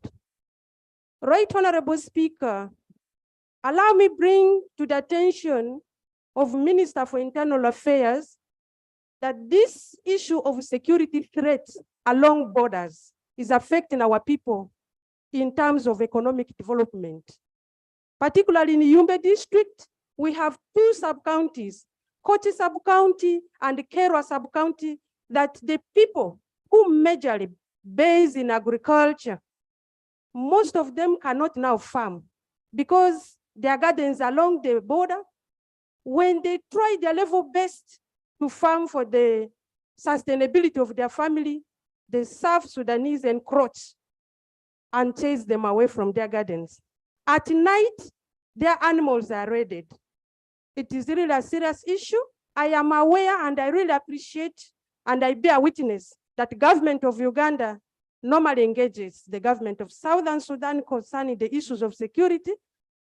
However, I am suggesting that this engagement should not only be to investigate what is happening, but there should be action points, like we have always been talking about, opening border point security points, so that our people know where they belong and when they can settle to do their own work. Thank you so much. Thank you very much, Right Honorable Speaker. I would like to concur with the previous speakers, but I want to emphasize, or rather shed more light on the fact that insecurity spoken on the floor of this house may not have the same impact like the affected households down in their communities. A life lost is a family perhaps destroyed forever. So we'd like to implore government that we need a comprehensive solution as opposed to just going forward and being reactive, waiting for people to come. Then we follow the raiders, we follow the insurgents and try to put some out of action. But in the process, people have lost life, they have lost animals, and that needs to be addressed by government as a proactive measure. Number two, the worst effect is the economic impact. With the PDM right now being put down in the ground, it's difficult for these areas to be able to gain the benefits of PDM while it's insecurity. And so I want to urge government that let's take this matter to a higher level and go beyond just reactive and being proactive. Thank you. Thank you. Leader of Opposition.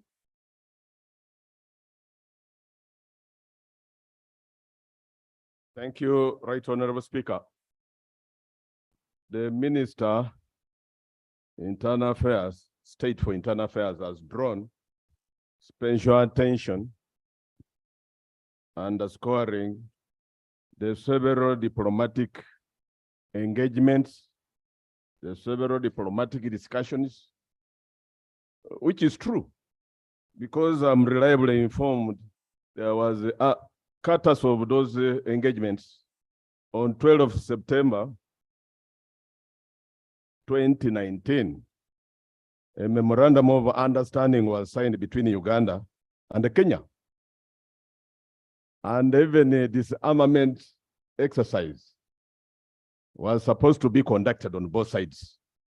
Now, whilst Uganda, Mr. Speaker, sir, has complied, Kenya has hardly done this, even in a phased manner, which had been an undertaking by their Minister of Interior. Mr. Speaker, this armament has continued in Karamoja. There are similar discussions, diplomatic discussions between Uganda and South Sudan, but such a memorandum has not been signed yet. But what again draws one's concern is the statement already lamenting of insufficient manpower to deploy. And I must salute the Minister for honesty, because the truth of the matter is, if we have UPDF in 5 countries, in the Central African Republic, in the DRC, on joint operation Shuja, we have them in South Sudan, we have them in countries, Mr. Speaker. Conclude, Rob. They are overstretched. So indeed, we have very thin deployment on ground. And that's why these raids will continue. Lives will continue to be lost, Mr. Speaker, sir. Mr. Speaker, allow me seek some clarification from the minister, because we are talking about suspected South Sudanese raiders, but there are also suspected UPDF officers who successfully trace and recover the cattle, but they share among themselves and don't take to the owners, Mr. Speaker, sir. So, Mr. Minister, as you conduct your investigations, it should be comprehensive enough to cover even those officers and the men who are adversely mentioned for sharing the route from Wananchi, Mr. Speaker. Thank you. I'm concluding with this one. There was a pledge by government last year, by the way, to construct security roads. Up to now, there is no even sign whatsoever that such construction is, in fact, would have helped to nip in the bud some of these invasions and raids. Thank you very much, Mr. Speaker, sir. Thank you. Honorable Minister.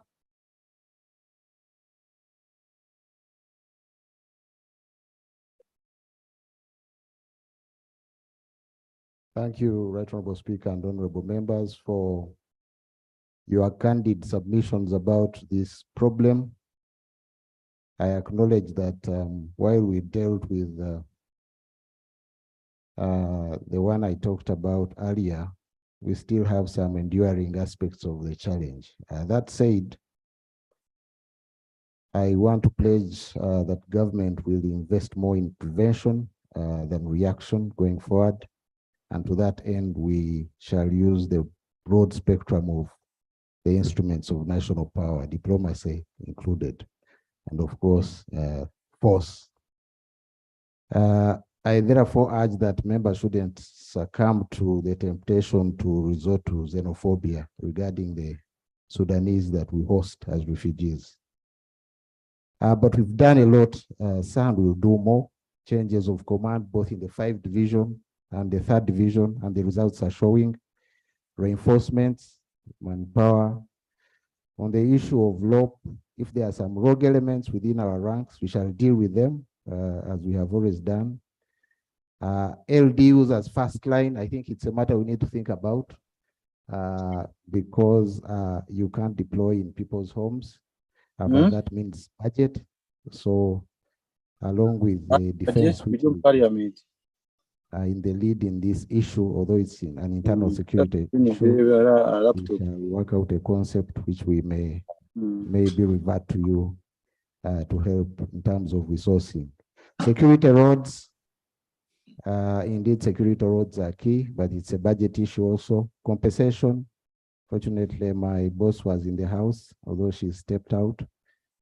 For those who have lost lives and animals, we may have to take border issue. We have a bilateral framework with South Sudan to resolve it, and I think it's time to rekindle that effort. Thank you, Honorable Speaker. Thank you. Honorable colleagues, I was waiting for 2 critical items which I needed to make part of my communication. They delayed to reach my desk. They've come. So if you could allow me time so that I read them as required under our rules of procedure. The Right Honorable, this is a communication from the President. The Right Honorable Anita Among, Speaker, Parliament of Uganda. Parliament of Uganda, Kampala, 24th July 2023. I have received the competition bill 2023 for my assent. However, there is a clause that needs to be reviewed by Parliament. Clause 4 establishes the Competition and Consumer Protection Commission. The bill that was introduced by the executive provided for it being administered by the Ministry of Trade, Industry and Cooperatives. The justification for having the bill administered by the Ministry of Trade, Industry and Cooperatives instead of a commission is to comply with government policy on rationalization, where government has frozen the establishment of statutory bodies.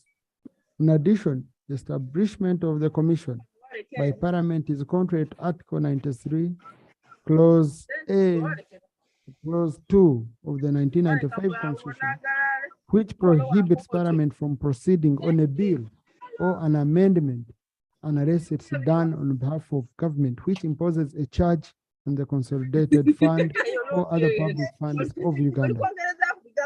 In accordance with Article 91, 3B of the 1995 Constitution, I'm hereby returning the bill to Parliament for reconsideration of the clause mentioned above.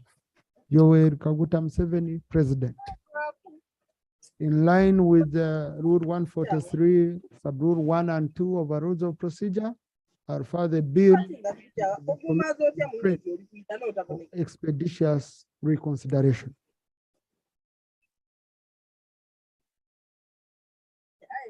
Two,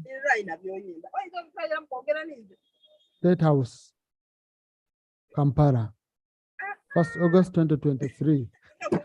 The Right Honorable Anita Among, Speaker, Parliament of Uganda. National Local Content Bill 2023.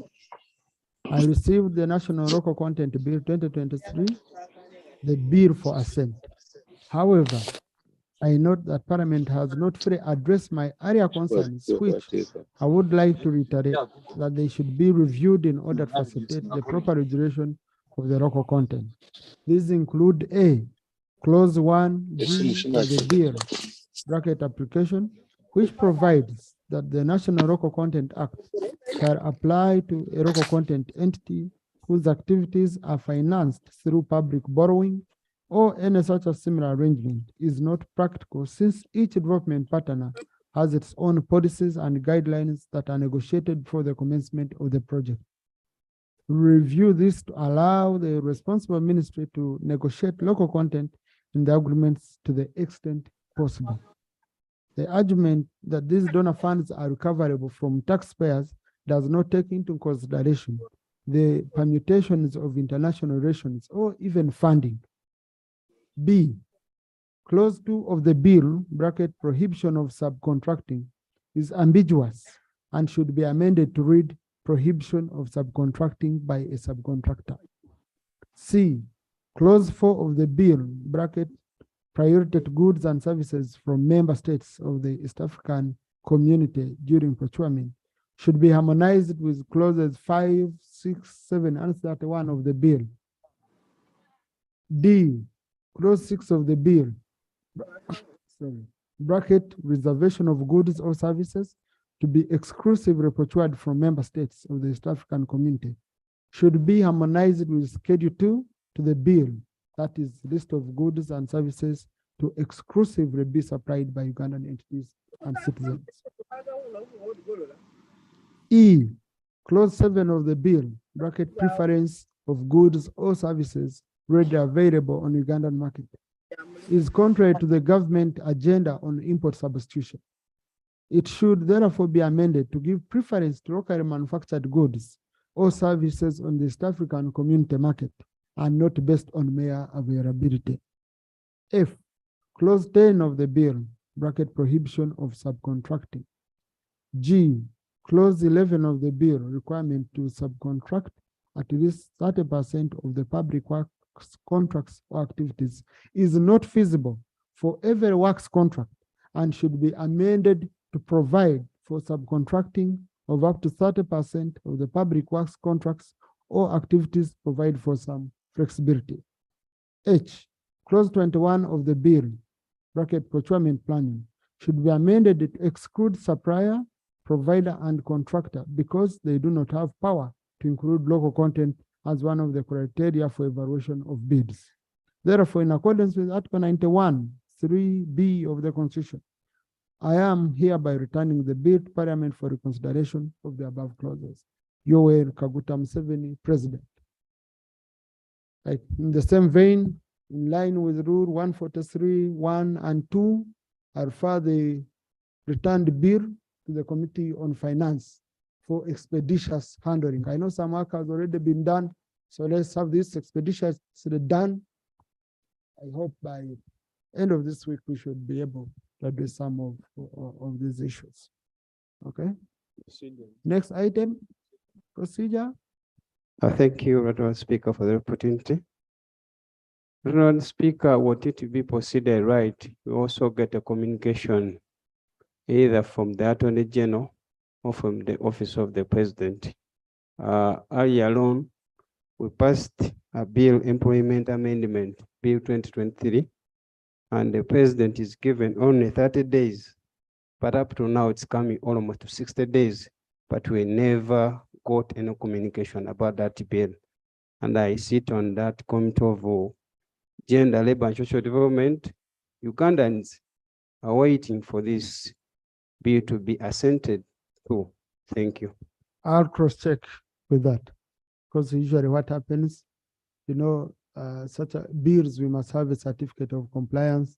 We go, we clean up, and also I don't know when it was communicated to the President.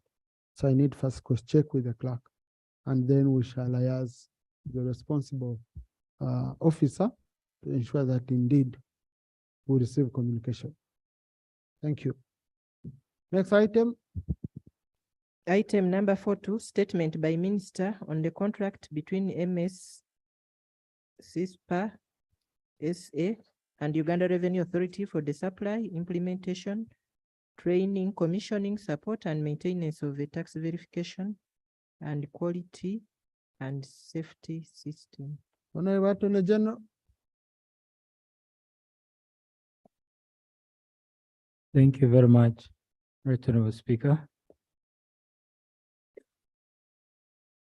It's a statement to Parliament in response to issues raised on the floor of Parliament regarding the contract between MS SICPA SA and Uganda Revenue Authority for the supply, implementation, training, commissioning, support, and maintenance of a tax verification, quality, and safety system. Right Honorable Speaker and colleagues, during the parliamentary sitting of Thursday, 4th May 2023, while considering the Tax Procedure Code Amendment Bill 2023, the Honorable Muhammad Muwanga Chivumbi, the Member of Parliament for Butambala County, raised the following issues regarding the contract between Uganda Revenue Authority and MS SICPA SA for the supply, implementation, training, commissioning, support, and maintenance of a tax verification and quality safety system. 1. The actual money collected by URA is very minimal because the agreement between URA and MS SICPA gives SICPA a portion of the total sum of the revenue collected for no work done. Issue number 2, SICPA is tax exempt. Issue number 3, SICPA was not sourced competitively. This is our resolution of the issues as framed and raised by the Honorable Muwanga Chivumbi.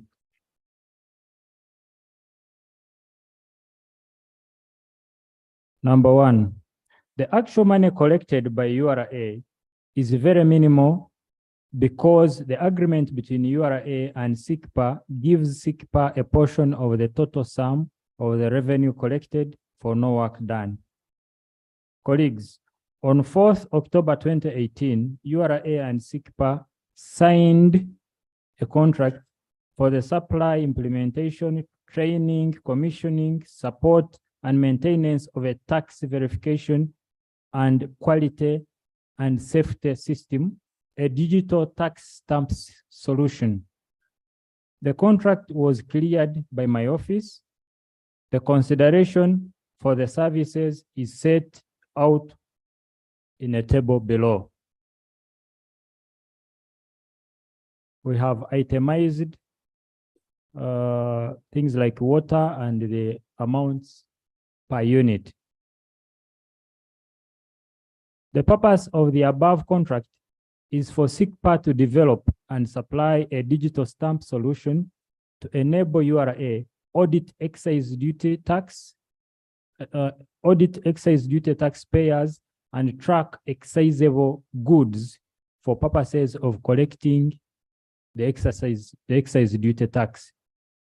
The introduction of tax stamps has its origins under Section 19A of the Tax Procedure Code Act 13 of 2014, which states 19A tax stamps.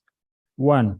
A person dealing in goods, whether locally manufactured or imported, shall affix a stamp on any goods locally manufactured or imported as may be prescribed by the minister in subsection 3. 2, the commissioner shall prescribe the manner in which a tax stamp is to be affixed to goods. 3, the minister shall prescribe by statutory instrument the locally manufactured or imported goods on which the stamps shall be affixed. Regulation 3(1) of the Tax Procedure Code, Tax Stamps Regulations, Statutory Instrument 53 of 2018, provides that every package of prescribed goods manufactured in or imported into Uganda shall be affixed with a tax stamp. Regulation 6(3) of the same regulation states that the manufacturer or importer shall pay for the stamp fees. Pursuant to Regulation 7(1) of the same regulations, the commissioner is mandated to set the fee to be paid by the tax stamps by notice, for the tax stamps by notice.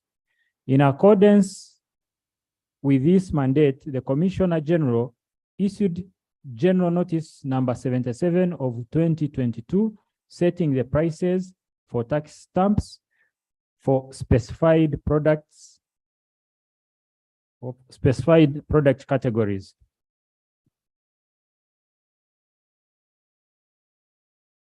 Colleagues, it therefore follows that the tax stamps fees paid to SICPA are not part of the tax collected by URA. I want to repeat this. It therefore follows that the tax stamp fees paid to SICPA is not part of the tax collected by URA. The tax levied by URA is in accordance with the Schedule 2 of the Excise Duty Act 2014, and it is collected into the Consolidated Fund. On the other hand, the consideration payable to SICPA under the contract is payment for the digital stamps, and its cost is borne by the manufacturer and importer. It is therefore not true that SICPA is paid a portion of the tax collected under the Excise Duty Act. Issue number 2, that SICPA SA is tax exempt. Right, Honorable Speaker and colleagues, it is an established principle that tax exemption is by law. The information we have received from URA indicates that SICPA remits value-added tax, income tax, pay-as-you-earn, and withholding tax in accordance with the law applicable to tax. It is therefore not true that SICPA is tax exempt. The contract does not provide for tax exemption to SICPA. Number 3, the issue that SICPA was not sourced competitively. Right, Honorable Speaker and colleagues, URA procured the services of MS SICPA through the direct procurement method in accordance with Section 85(2) of the Public Procurement and Disposal of Public Assets Act 2023 and the regulations made thereunder. SICPA is therefore procured in accordance with the law. I beg to submit. Thank you. Colleagues, statements of this nature are provided for under Rule 52. I might not allow debate but for this one, I will not allow Honorable Chivumbi if he is satisfied with the response. Right, Honorable Speaker. Let me start on the last one. The minister answers in affirmative that SICPA was not competitively procured. So that is the truth of the matter, and you speak to that. Secondly, he refers from the rest of this document, he refers to a contract which he doesn't lay. So we are incompetent to judge his narrative without the contract being laid. In every provision, he quotes clearly where the tax laws are clear, but he doesn't quote any provision of the contract. So this parliament cannot admit, in my humble view, Right Honorable Speaker, a document that quotes a contract that he does not lay on table. And you cannot authentically ascertain whether this narrative of his is authentic or not. In my humble view, Right Honorable Speaker, it will be hard for us to admit this document without laying the accompanying contract for SICPA, because he doesn't quote any provision. If he was like quoting the provision that this is what the contract says in this section of the provision, he simply says there is a contract, the contract is, we don't have it. And then, so in my humble view, this statement is incompetent to that extent. It does, yes, extremely incompetent to speak on this matter and verify whether the matters raised, as we raised them, are being well canvassed by this document, because we don't have that contract. So, Right Honorable Speaker, unless he lays on table that contract, we are incompetent to ascertain and rely on his narration. Thank you. Now, lack of the contract being read here does not make the statement incompetent. Okay, but I get your concern, the Honorable. For example, he says SICPA pays taxes and all that, and the member was saying they don't pay taxes. You can show us how much tax they've paid. Can you get for us that statement? You extract, because payment of taxes is a public matter. There's nothing to hide about it. So show us, Attorney General, kindly on Thursday, please lay on table a copy of the contract and a statement of taxes so far paid by SICPA. And then that's when we shall be able now to comment on this. Much obliged. Thank you. No, colleagues, let's first leave it at that. The person who raised the question has said is not able to even, engage because of lack of this document. So let's give it time and we first get these documents. Next item. Item number 5, laying of papers, report of the delegation of the Pan-African Parliament at the second ordinary session of the 6th Pan-African Parliament and related meetings held in Midrand, South Africa. Honorable Musana Eric.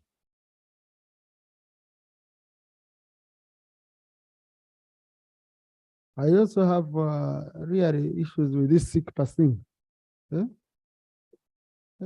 Where you have a product, a jerrycan of 20 liters, you charge it the same rate as 100 grams.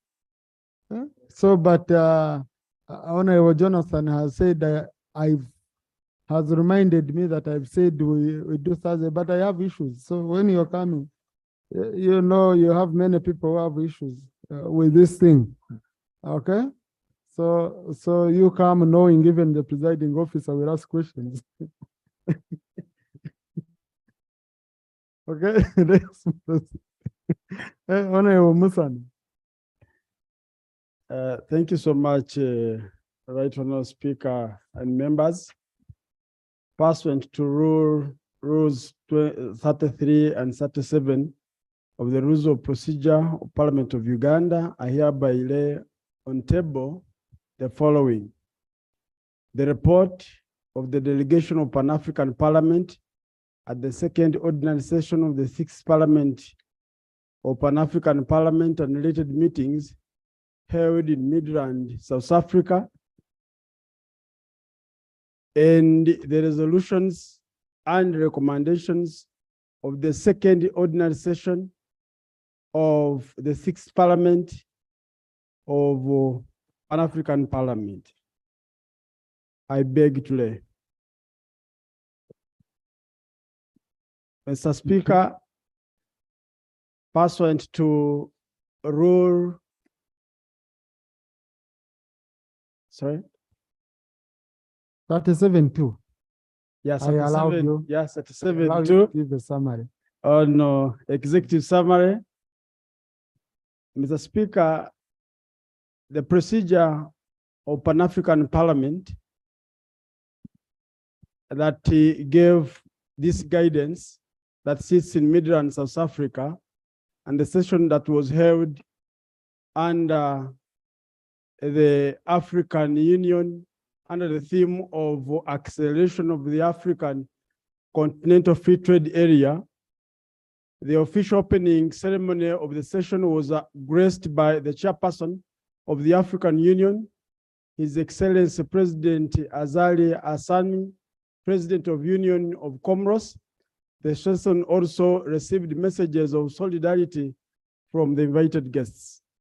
Major issues deliberated during the session included the implementation of the acceleration of the African Free Trade Area, climate change, justice, dialogue with the Pan-African Justice Network, and the status of peace and security on the continent. In addition, members of parliament debated the report on the performance of the Pan-African Parliament and the reports from permanent committees. Pursuant to Rule 9 of the Rules of Procedure of the Pan-African Parliament, 8 new members of Pan-African Parliament were sworn in and subscribed to the oath of office. The session considered and adopted 8 resolutions and 7 recommendations. Mr. Speaker, prior to the session, the committee meetings were held by the various permanent committees that PAP members are assigned to. The following reports of permanent committees that were adopted in the first ordinary session of the 6th Parliament of PAP will be uploaded by this Parliament for our own consumption. And these are: report on the Women Caucus, report on the Committee of Trade and Immigration Matters, report on the Committee on Audit and Public Accounts, report of the Committee of Rural Economy, Agriculture, Natural Resources and Environment, report of the Committee on Transport, Industry, Energy, Science and Technology, report on the place of traditional medicine in African health systems, report of the Committee on Gender, Family, Youth and People with Disability, report on the caucus on youth, and lastly, the performance review report on the Pan-African Parliament. Mr. Speaker, allow me just to highlight on the resolutions of our session. Number 1 is on climate policy and equity in Africa, to, among others, urge developed countries to fulfill the obligations to provide adequate, predictable, and sustainable finance, technology transfer, and capacity building support to developing countries, especially African countries, to enable them to adapt to climate change, mitigate the emissions, and address loss and damage. Number 2 is on the Pan-African Parliament support of the financial transactions tax on climate action, among others, to encourage regional and the national parliaments together with their governments to effectively lobby on European Union to adopt the financial transaction tax on climate action.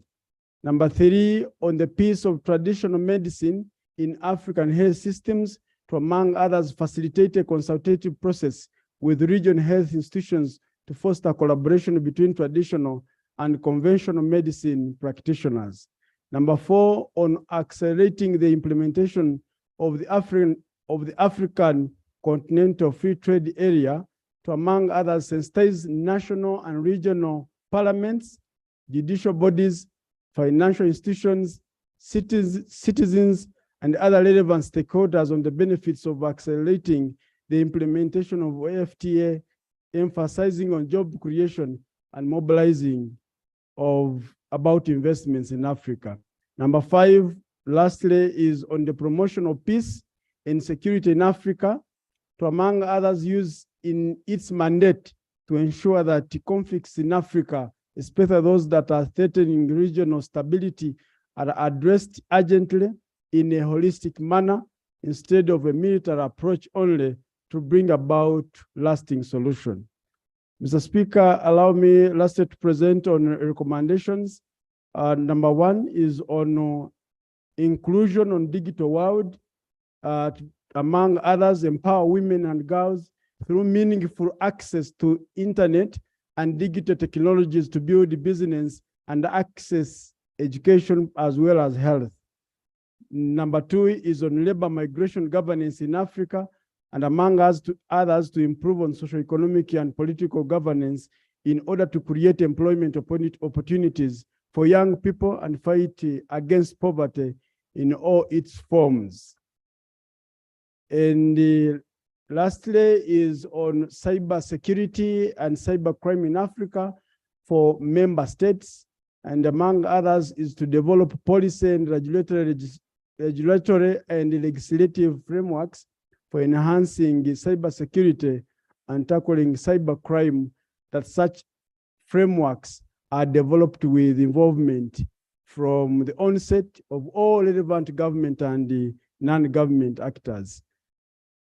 Right Honourable Speaker, allow me to briefly comment on Uganda's hosting of the Pan-African Parliament in October this year, 2023. Article 17 of the Protocol of the Constitutive Act of the African Union relating to the Pan-African Parliament states that the Pan-African Parliament may convene in the territory of any member state at the invitation of member state. Uganda, through its Right Honourable Speaker of Parliament, was given the green light by PAP Bureau to host the 4th session of the 4th Parliament of the Pan-African Parliament in October this year.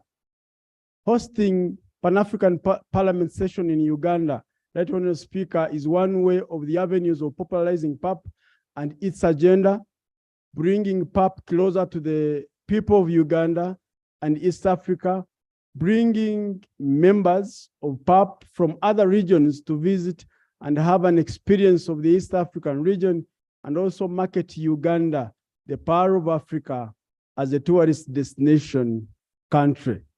We extend our sincere appreciation to the Right Honourable Speaker and the Pan-African members of Parliament for this initiative, and we also call upon support of the entire government, especially the legislature, to gear up this important event in preparations towards hosting a successful and memorable 4th session of the 4th Parliament of the Pan-African Parliament. For God and my country, thank you, Right Honourable Speaker. I beg to submit. Thank you, Honourable colleague. Thank you and your delegation for the good job. Next item.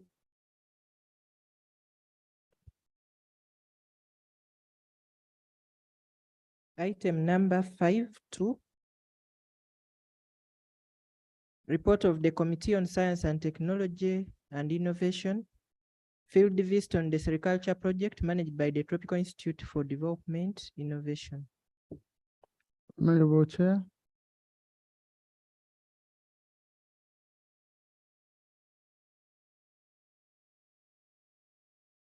Thank you so much, Right Honourable Speaker. Pursuant to rule number 34 and our rules procedure, I wish to lay a report of the Committee of Science, Technology and Innovation on the sericulture project managed by the Tropical Institute for Development Innovation, called 3D.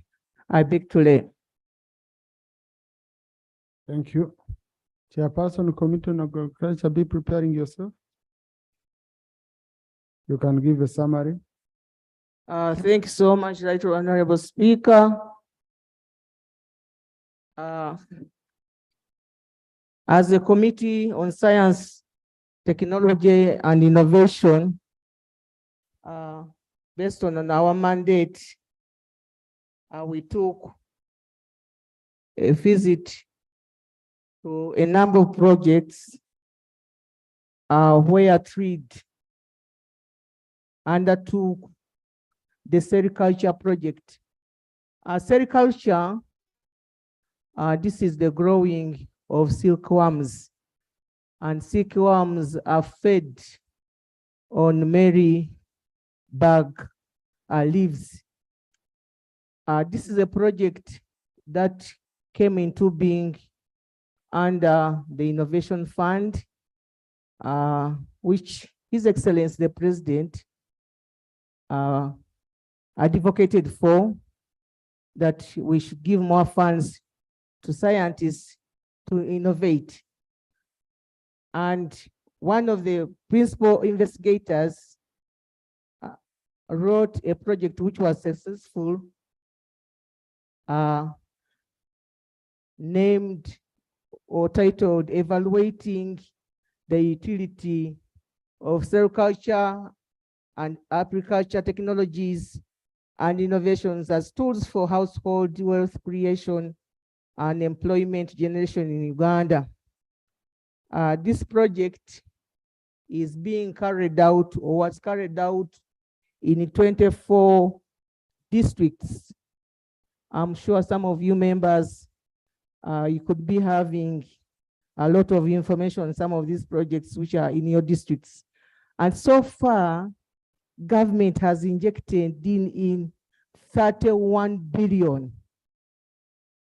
31 billion, 235 million, 912,000 shillings. As part of our mandate, we noted there were a number of management challenges, and we took it upon ourselves to go and visit these projects. And we had also received a petition from Shema Sericulture project because of the way the project was being handled. It is based on this background that we visited the areas of Bulambuli, Mukono, Kayunga, Kamuliganga, Kweni, and Shema. The project is already, the report is already uploaded, members. You can have a look.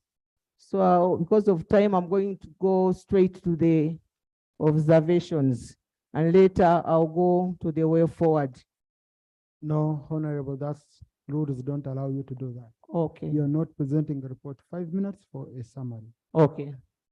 The summary is that this project is a viable project if well managed. But unfortunately, it was scattered all over the country.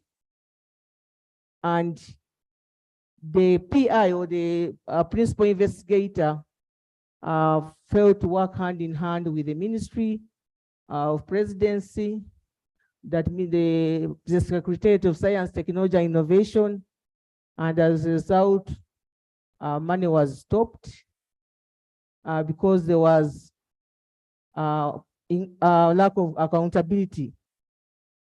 So as we talk now, the members who worked on these Maryburg Gardens have been paid, but this project is at standstill because at the moment they don't have any more funds. What we should note is that this project is viable, and under PDM, it could be taken on. That's why we're asking the minister in charge of science, technology, and innovation to take on our recommendation and iron out all the issues that we raised so that we can put this project on board. We are with the view that the stakeholders, especially Minister of Agriculture, should be highly involved with this researcher. And therefore, the Minister of Science and Technology should work hand in hand with the Minister of Agriculture to see how this project can actually be promoted, but on a small scale first, and later it can expand. But at the moment, the gardens are everywhere and they are rotting, and yet we have put 31 billion and above in this project. So I wish to stop here because we had come up with a number of recommendations the members can read, and also the minister is aware, and hopefully this project should not be left to die.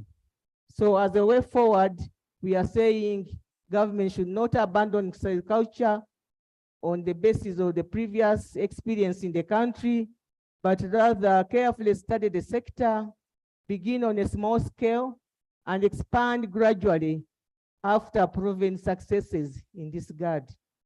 And therefore, trade should be allowed to scale down to 2 sites and prove profitability of the project before government embarks on the expansion. During this period, trade should revert to its status as a research and development project. We should not inject any more money until the legal framework is put in place, but otherwise the project is viable. I wish and I beg to submit. Thank you, Right Honorable Speaker.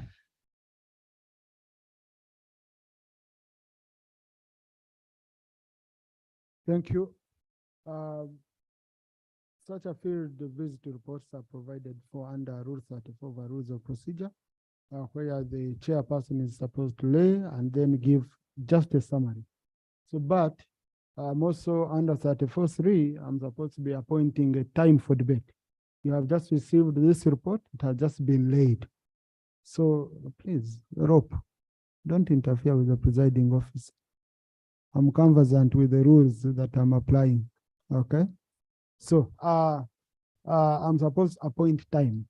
Now, since it is a report which has not been read, which has just been laid, I want to give members time because it's raising very critical issues, especially issues of accountability, and yet the projects look viable, okay? So use this week to read it. I'll appoint a time for debate for Tuesday next week. We shall have 45 minutes of debate for this item. And I hope, Chair, that will help you to clarify many issues which will be. Yeah. So I have been in touch with the Committee on Finance. Item 6 is not yet fully ready, so we should go to item 7. Item number 7, motion for adoption of the report of the Committee of Agriculture, Animal Industry and Fisheries on the petition by coffee nursery operators to government to pay Uganda shillings 42 billion arrears for supplied coffee seedlings. Chair, 20 minutes are enough for reading the report.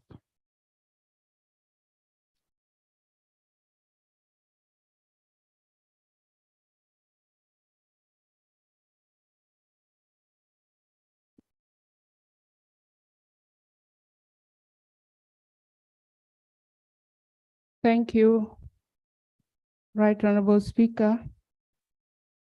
I beg to lay on table the report of the Committee on Agriculture, Animal Industry and Fisheries on the petition nursery operators to government to pay 45 billion arrears for supplied coffee seedlings. I beg to lay. Thank you. And sorry, Chair, when we are debating that report of Committee on Science and Technology, the Minister for Science and Technology should be in the house. It's been long since I last saw her here. I don't want us, Chief Whip, ensure your minister is here so that we don't have these cases of ministers saying I wasn't in. It's enough notice.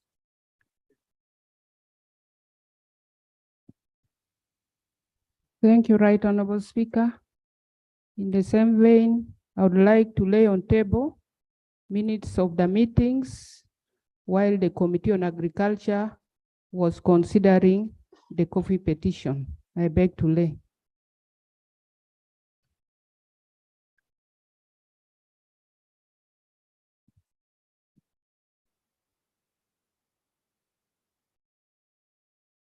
Right Honorable Speaker and honorable members, this report was processed as per the mandate of the committees enshrined in Article 90 of the Constitution of the Republic of Uganda and Rules 156, 159, 187, and Rule 189 of the Rules of Procedure of Parliament. Right Honorable Speaker, the report was uploaded in May. It is a brief report, and I believe members went through it, so I may not read it word for word. Right Honorable Speaker, pursuant to Rule 36 of the Rules of Procedure, the Right Honorable Speaker of Parliament directed the Committee of Agriculture to consider the petition by Devoted Coffee Farmers Initiative Uganda, the COFU, on non-payment of coffee seedlings, amounting to Uganda shillings 42 billion in arrears to coffee nursery operators who supplied the coffee seedlings to farmers during financial years 2021-2022. The committee considered the petition and now wishes to present its report to the House. Right Honorable Speaker and honorable members, Uganda is the leading coffee exporter in Africa and the second largest coffee producer in Africa after Ethiopia, having exported over 6.5 million bags of 60 kilograms between April 2021 and March 2022. That is according to the Uganda Coffee Development Authority report of 2022. The report by International Coffee Organization indicates that Uganda is able to attain this production through the efforts of over 1.7 million coffee farm household producers that are part of the coffee value chain, and offering over 5 million households engaged in coffee-related activities.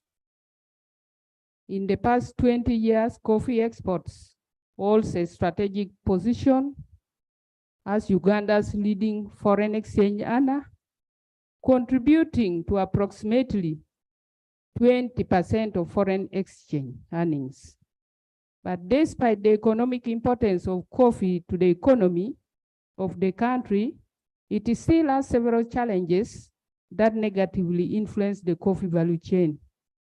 Some of these challenges are either procedural, that is administrative, quality standards, or trade policy issues. Other challenges like skills development, trading dynamics, and access to markets equally affect the coffee value chain. Right Honorable Speaker, pursuant to the coffee roadmap, Uganda has a vision of reaching production target of 20 million bags of coffee by 2030, up from the current 6.5 million bags exported. This therefore requires availability of coffee seedlings to farmers to enable this target to be met. Over time, government has always ensured availability of coffee seedlings to the farmers during planting season. Allocation of these coffee seedlings is done always after verification by UCDA on the number of coffee seedlings required countrywide, and confirmation of the readiness by farmers to plant by digging holes before the commencement of the season, planting season, and upon farmers' application. Point number 1.2 talks about objectives. 1.3 is about the scope and the methodology that the committee used in coming up with this report. I go to 2.0 on findings. Right Honorable Speaker, the Devoted Coffee Farmers Initiative Uganda, who are the petitioners, formally presented their petition before the committee. This is an organization comprised of a consortium of coffee nursery operators associations who hail from all the 8 coffee growing regions of the country as categorized by UCDA. This organization was formed in 2022 as an association of coffee farmers, registered coffee nursery operators, and operators of coffee gardens and coffee traders. The association is registered and incorporated under Section 18.3 of the Companies Act 2012. Right Honorable Speaker, during its interaction with the committee learned that Cabinet directed in September 2022 that UCDA and other officials conducted the coffee distribution exercise between October and November 2022. However, due to the bureaucracies that were involved in identifying and verifying farmers, plus the procurement process, the actual distribution commenced late in October 2022, a period when rains were almost over and distribution was stopped. The seedlings have since remained in the nurseries and are overgrown, yet farmers had identified and verified to receive them. UCDA has been certifying, procuring, and paying nursery operators for coffee seedlings distributed on behalf of government of Uganda since 2014, as per the 15-year Uganda Coffee Roadmap, which is purposed to increase Uganda's coffee production to 20 million bags by 2030. Right Honorable Speaker, the coffee seedlings distribution areas for financial years 2020/2021 and 2021-2022 have remained outstanding to date. This has constrained operations of coffee nursery operators to the extent of some losing their pledged properties. Families have remained homeless, deaths arising from financial obligations, disputes, litigation costs against UCDA for unpaid arrears. This has resulted into closure of businesses by coffee nursery operators due to cash flow challenges and unpaid farm inputs, such as wages for those employed to manage these coffee nurseries, the shade nets, water bills, among others.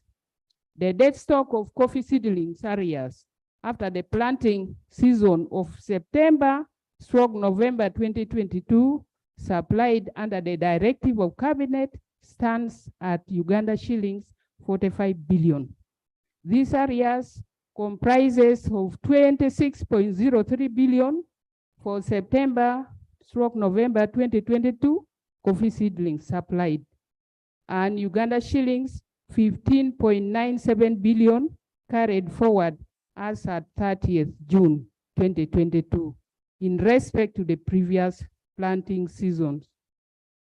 The COFU, the committee was informed, followed up the matter of non-payment of coffee seedlings areas with the UCDA, but no response had been received, allegedly due to lack of funds released for payment of coffee seedlings areas for the last 3 quarters of financial year 2022-2023, the time when this report was being considered.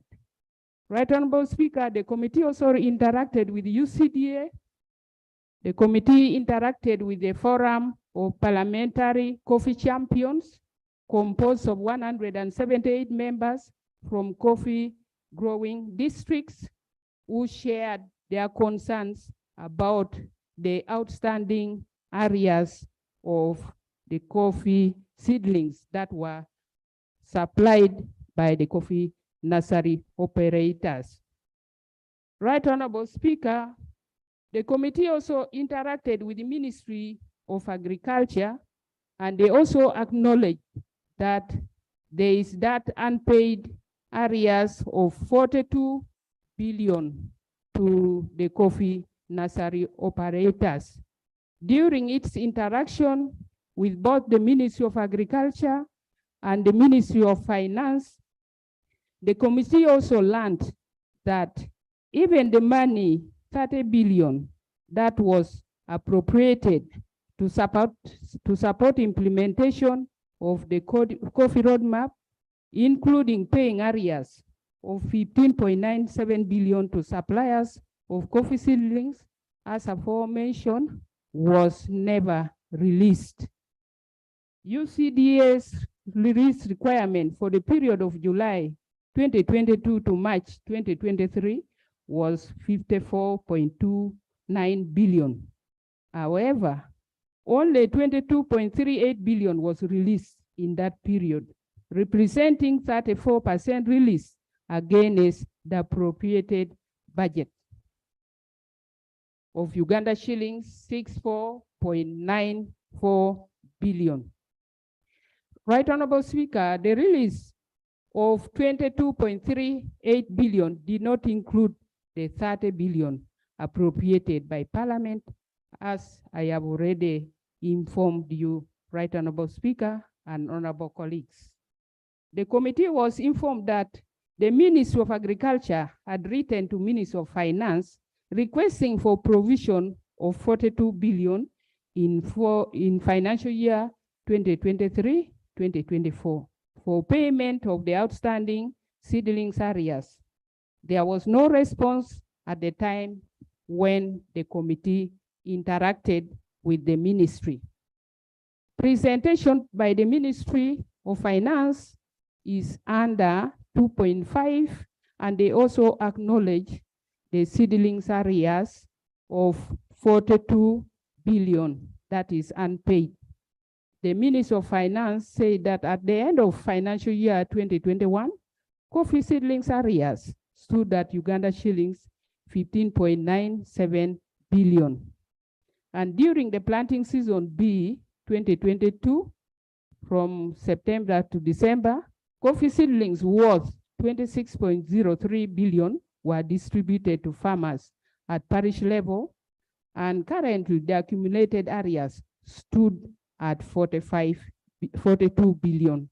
That was acknowledged by the Minister of Finance, and that is by 31st December 2022. The rest, Right Honorable Speaker and honorable members, was the narrative that the committee received from Ministry of Finance. I go straight to observations. One, the committee observed that government of Uganda through UCDA certified 1,675 asset nursery operators as at 31st December 2022 to supply coffee seedlings, that is Robusta and Arabica, to farmers throughout the country. The committee also observed that non-payment of coffee seedlings supplied had resulted into a number of litigations, petitions, and loss of property by coffee nursery operators to money lenders and financial institutions due to non-payment of loans secured to start up and operate coffee nurseries. The committee also observed that some coffee nursery operators had failed even to send their children to school and meet other family obligations. The coffee seedlings nursery operators are totally burdened, and some have even died when they are still being tossed up and down. The committee was informed, Right Honorable Speaker, that at times some of these affected coffee nursery operators choose to camp at UCDA offices demanding to be paid, causing a lot of restlessness at the entity. The committee also observed that Cabinet Memorandum CT 2022-126, minute number 30, CT 22 in brackets, on distribution of verified coffee and tea seedlings was to be on deferred payment terms. This could have delayed maybe the effects of the seedling payments.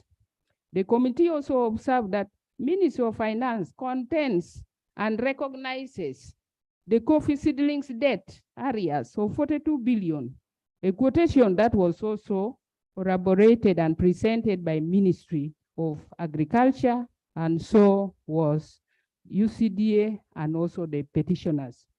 The accrued coffee seedlings of 42 billion was as a result of change, policy, and work methods.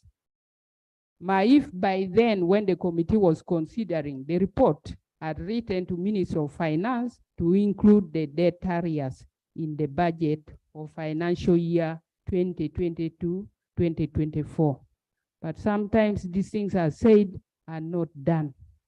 The committee also observed that Uganda is committed to the coffee roadmap of producing 20 million bags by 2030, and yet there is no clear plan of availing coffee seedlings to the farmers.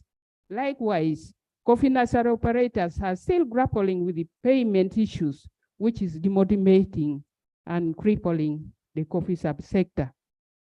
The committee also observed overgrown coffee seedlings, especially in northern parts of the country. The recent visits by the committee, that was in February 2023, equally revealed that the seedlings were overgrown and some of them had become trees in the nurseries. The committee also observed lack of planned and streamlined way of coffee seedling supply and distribution, thus leaving a lot of seedlings to go to waste. Right Honorable Speaker, we have just had a coffee summit where an upcoming coffee grower who has been beyond Uganda, Tanzania, is supplying coffee seedlings free to the farmers as a way of increasing the coffee production. Right Honorable Speaker, much as UCDA is promoting coffee in 126 districts in the country, the committee observed that there is need to improve on the yield and outputs. For instance, the yield per coffee tree in Uganda is just 1.6 kilograms as compared to Vietnam, whereas the yields are 5 kilograms per coffee tree. And yet Vietnam learned from Uganda in its journey to coffee production and is now the second to Brazil. Recommendations by the committee. Right Honorable Speaker, one of the recommendations is that Ministry of Finance, Planning and Economic Development should prioritize the settlement of the areas of 15.97 billion to coffee seedling suppliers as a matter of urgency.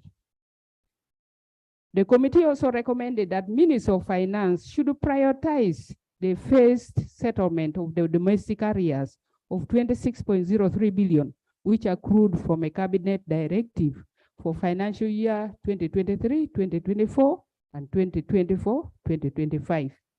The committee recommends that government should take coffee as a strategic and ensure availability of coffee seedlings to farmers in sufficient quantities and on time. Coffee is aligned under the parish development model as high-value crop, and therefore the matter of coffee seedlings availability and distribution should specifically be addressed distinctively. At least 30 billion should be allocated to coffee seedlings annually as a subsidy to farmers for the next 5 years. In order to have timely seedlings, distribution, continuity and consistency, government should endeavor to avail funds and ensure its release on time to enable proper preparations, availability and issuing of purchase orders before the commencement of the planting season. Sometimes these things come late when the rains are going off. The committee also recommends that regulations and policies be put in place to avoid firefighting approach of handling the issue of coffee seedlings, and yet we are committed to the coffee roadmap. The committee recommends that safeguards be put in place to avoid reoccurrence of non-payment to coffee seedling service providers. UCDA should only distribute seedlings for funds that have been budgeted for and can be paid in the same financial year. Finally, Right Honorable Speaker and honorable members, as a sustainability strategy, the committee recommends that a cost-sharing approach whereby farmers contribute 20% of the cost of coffee seedlings and government contributes of the cost needs to be developed and adopted. This approach will also benefit the farmers who are not in the PDM category and will equally ensure that quality seedlings are distributed by nursery operators. In conclusion, Right Honorable Speaker and honorable members, there is need to expedite the matter of clearing the 45 billion shillings to the coffee nursery operators to clear any adults that could deter the pursuance of the coffee roadmap that is purpose on boosting coffee production in the country.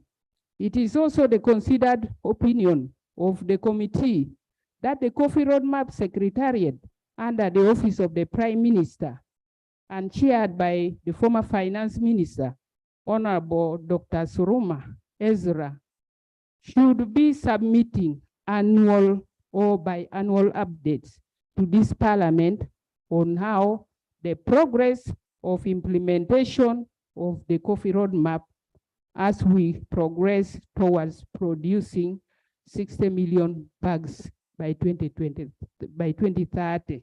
It is important, Right Honorable Speaker, that we know how we are progressing than waiting until 2030.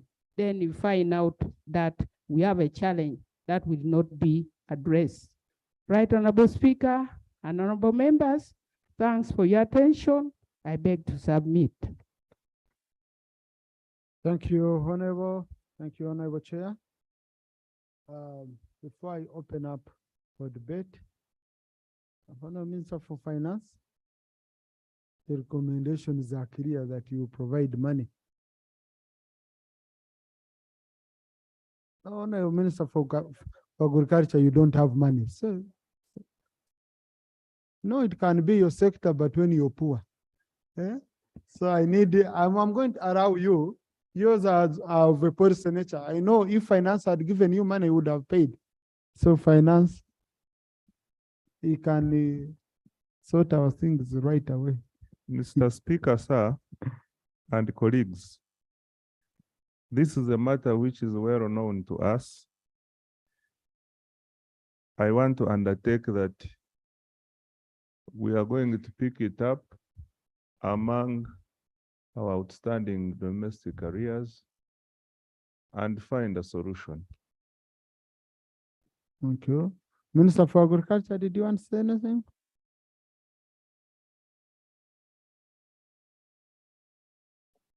Thank you very much, Right Honorable Speaker. Right Honorable Speaker. You can get closer to the microphone and adjust. I agree with your comment that this is basically a budgetary matter. However, allow me to make just 3 observations to solidify your comment further. One, that during the financial year 2022-2023, there was no release to UCDA by the Ministry of Finance, Planning and Economic Development of any funds in respect to settlement of arrears for payment of coffee seedling suppliers. Secondly, that whereas Cabinet resolution was that payment of the suppliers that did supply after Cabinet decision of September 2022 would be paid in 2 installments, starting with the financial year 2023-2024. There is no provision whatsoever in the current budget towards that. So I just wanted to emphasize that. Then finally, the chairperson of the committee rightly put it that during their tour, most especially in northern Uganda, they found that seedlings had overgrown. I want to give an explanation that at the time when we were distributing the seedlings last year, the season for planting coffee in northern Uganda and some other regions, particularly Elgon sub-region, had expired. It was not time for planting coffee in those areas, whereas it was time for planting coffee in Central, Western, and some other sub-regions. So for that matter, it was not possible for us to distribute coffee seedlings in northern Uganda and in the Elgon sub-region. Instead, we postponed distribution of coffee seedlings in those areas.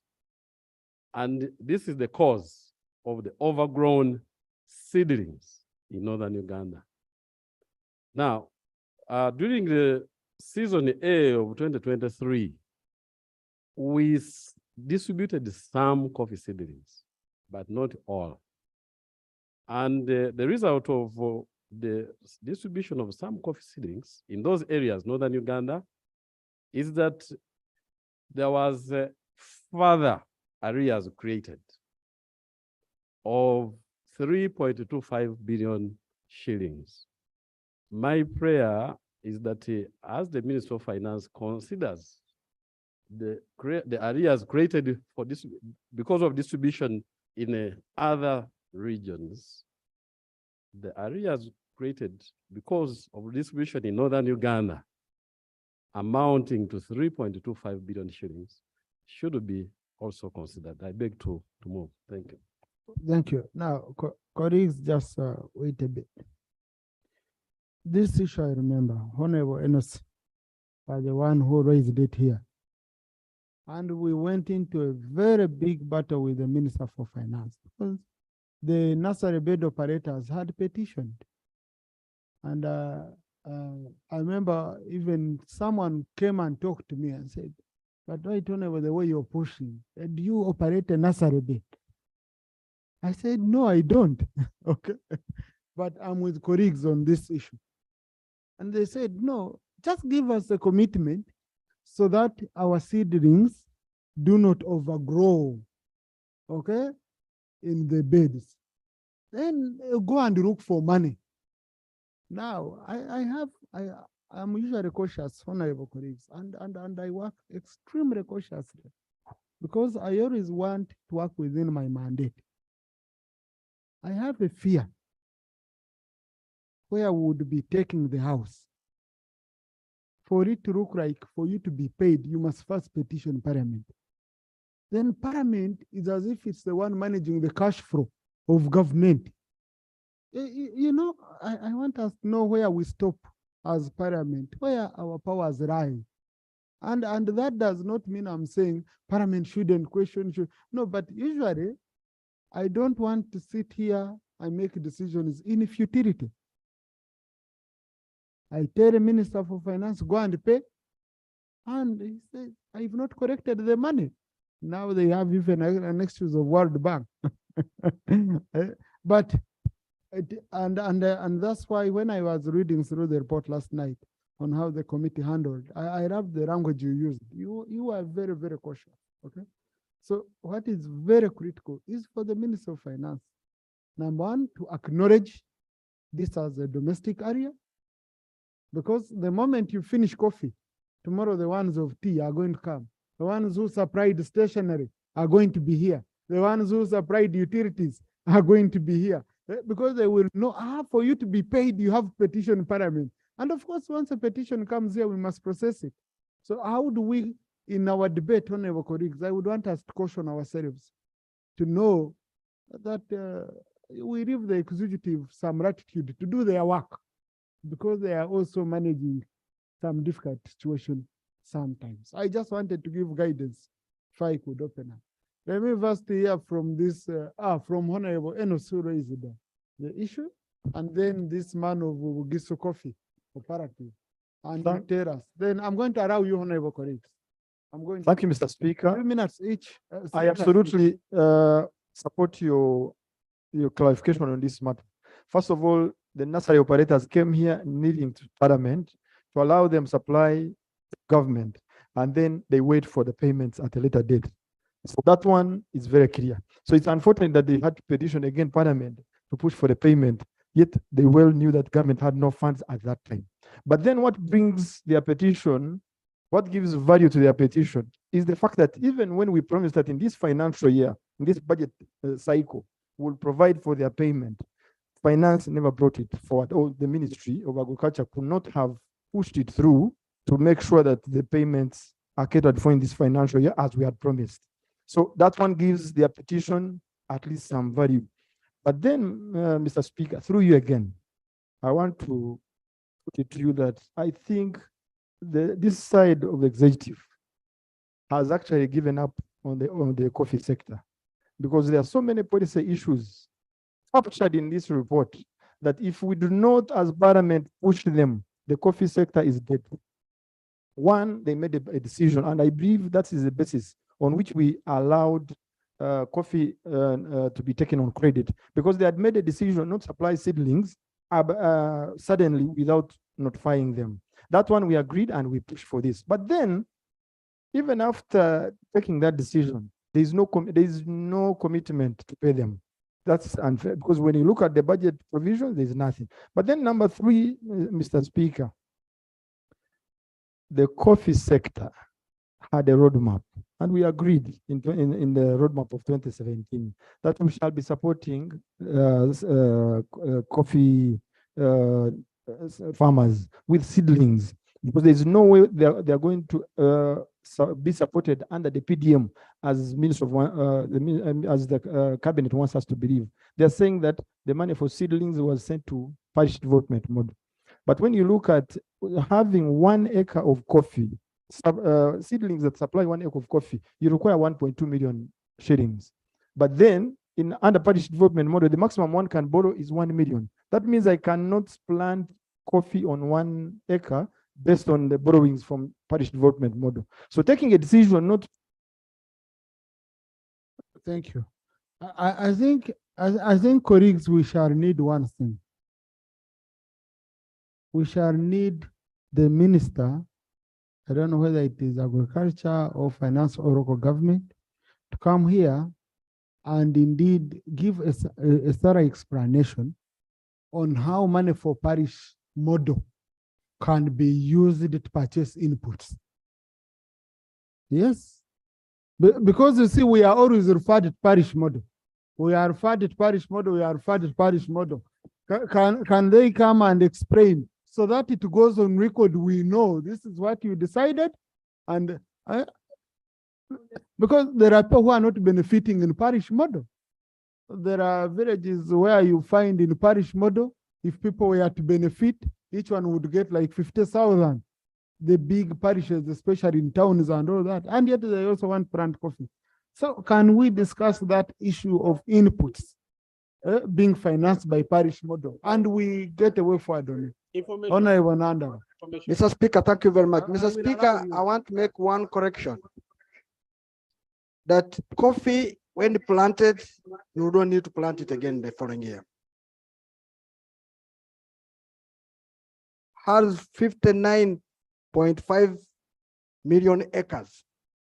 If we did an audit and confirm how many seedlings were distributed in this country of coffee, we would have planted even inside Parliament here. An example I want to give on these areas, and that's why we're saying the people who are distributing coffee may not be giving us the right quantity.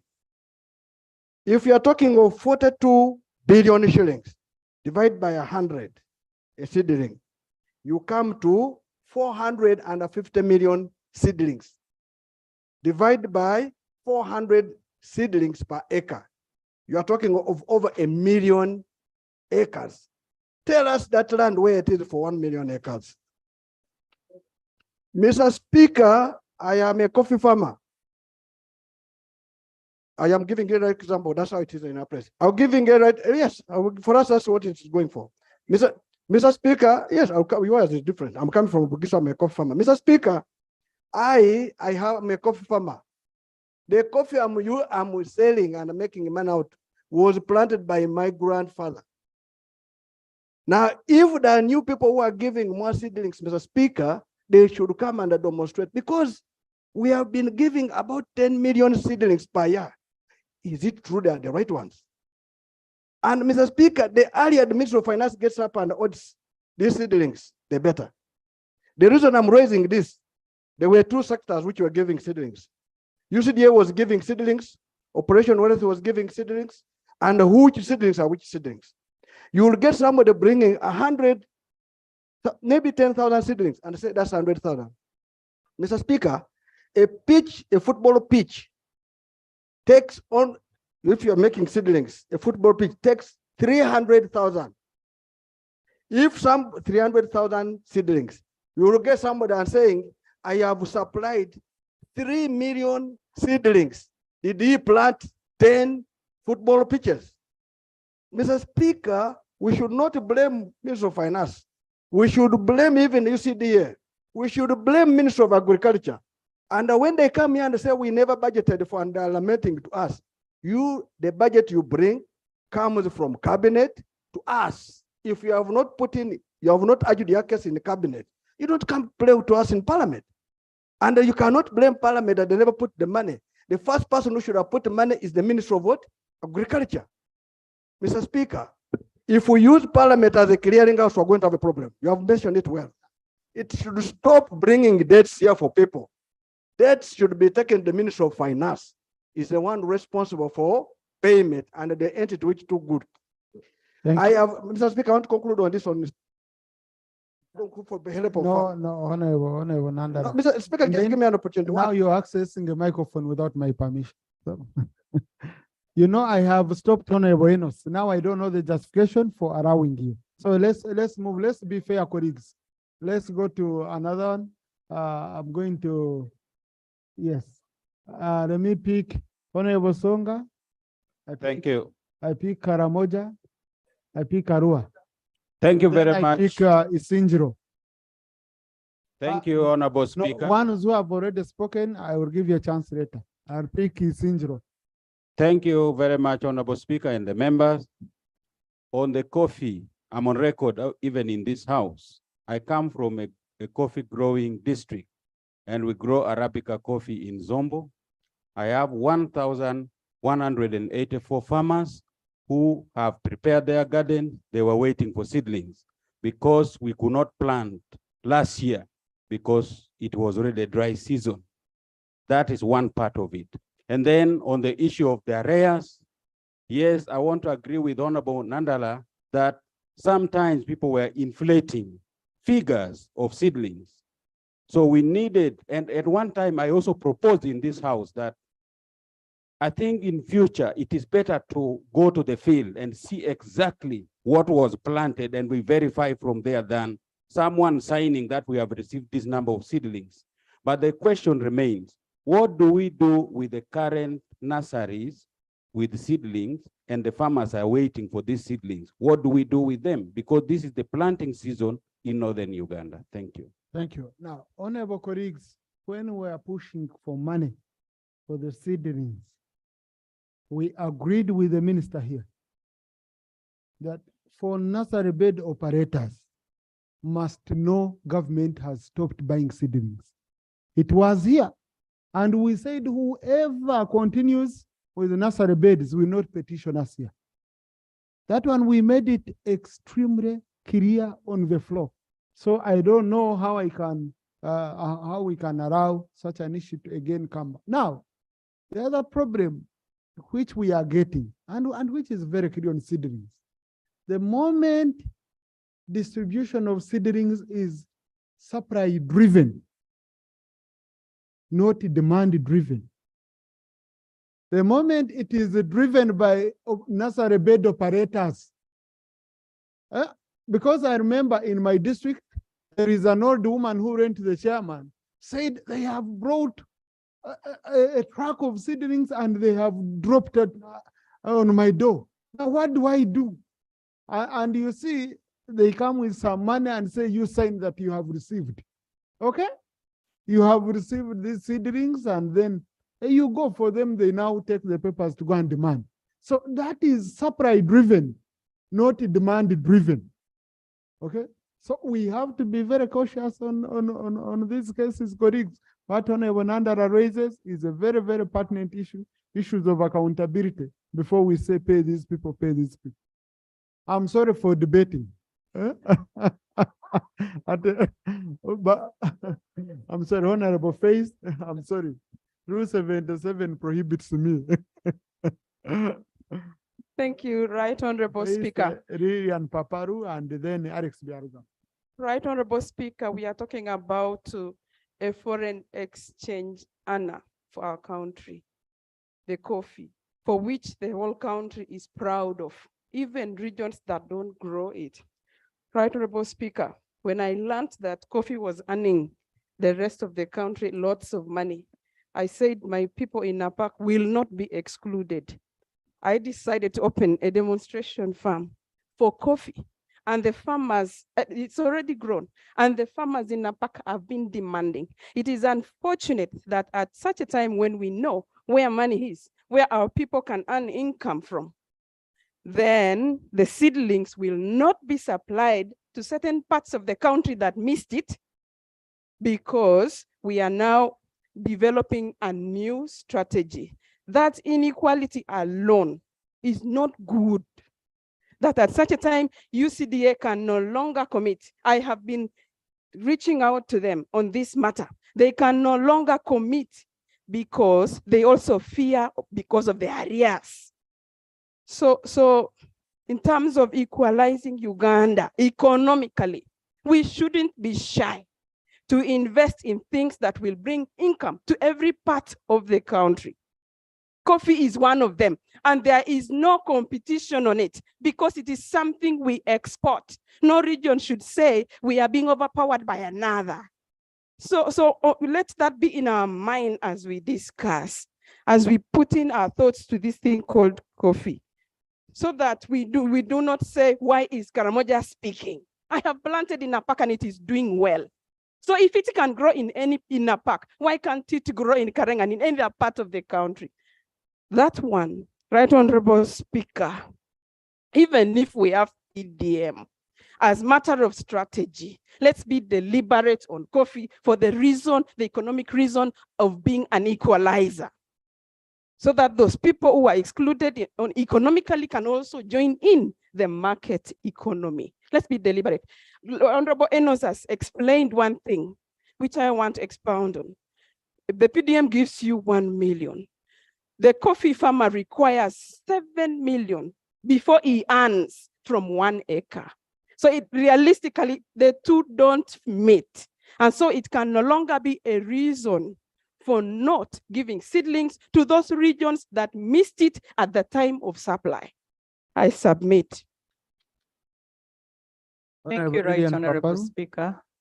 Right Honorable Speaker, I'm a bit disappointed when I heard the Minister for Agriculture giving a reason why the people of Northern Uganda did not plant. And the reason is that the time caught up with them. It is as if the country or the ministry was knowing that in Northern Uganda, the seasons for planting were just all of a sudden. So that is very disappointing. Right Honorable Speaker, I also want to echo that why the seedlings in West Nile, I mean in Northern Uganda, overgrew is that when supplies were being made, when distributions were being made, we were receiving seedlings in trucks. And Operation Wealth Creation under Ministry of Agriculture, the local farmers who were certified to make their nursery beds in Northern Uganda, especially West Nile, their seedlings were never bought. So we're receiving seedlings in trucks that were coming to West Nile at the wrong time. Others were already overgrown. So our local farmers who tried to put up their nursery beds, their seedlings were never bought. So we are here fighting that people's arrears should be paid. But I can tell you, the people of Northern Uganda, first of all, they did not supply. Are you going to pay them? Was it their fault that they tried their best to raise nursery beds and you decided to ferry seedlings from other places? So it is very disappointing. My voice I want to raise here is that those who planted at the right time that the government was ready to buy should also be looked into, and they should also be paid because it is not their problem. Thank you.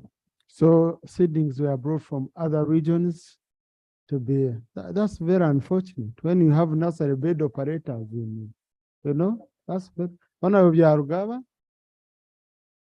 Right Honorable Speaker, colleagues, I want to thank you. Right Honorable Speaker, I had an opportunity to read a book titled Putting the First Last and Last First by Robert Chambers.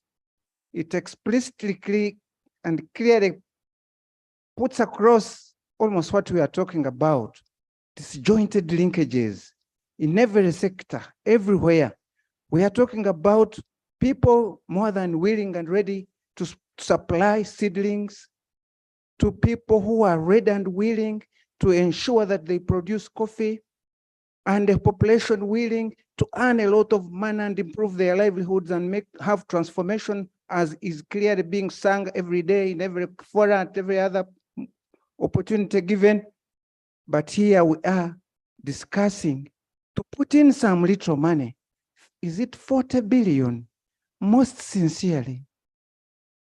And then at the end of the day, we are being told to be less selfish, to think about the locals, to think about people who sent us here, to talk on their behalf. And look at what we are being told. Go to PDM. PDM, which just started the other day, half of the money has not even yet been given out, paid out to the beneficiaries. We are not going to wait, in spite of the fact that, look, if there was a very serious person somewhere in the ministry, in charge of planning for this country, maybe should be the ones actually forcing us to look at the budget immediately, make changes here and there. The circumstances, the situations are changing. Look at what the World Bank is doing, bulldozing us, bullying us.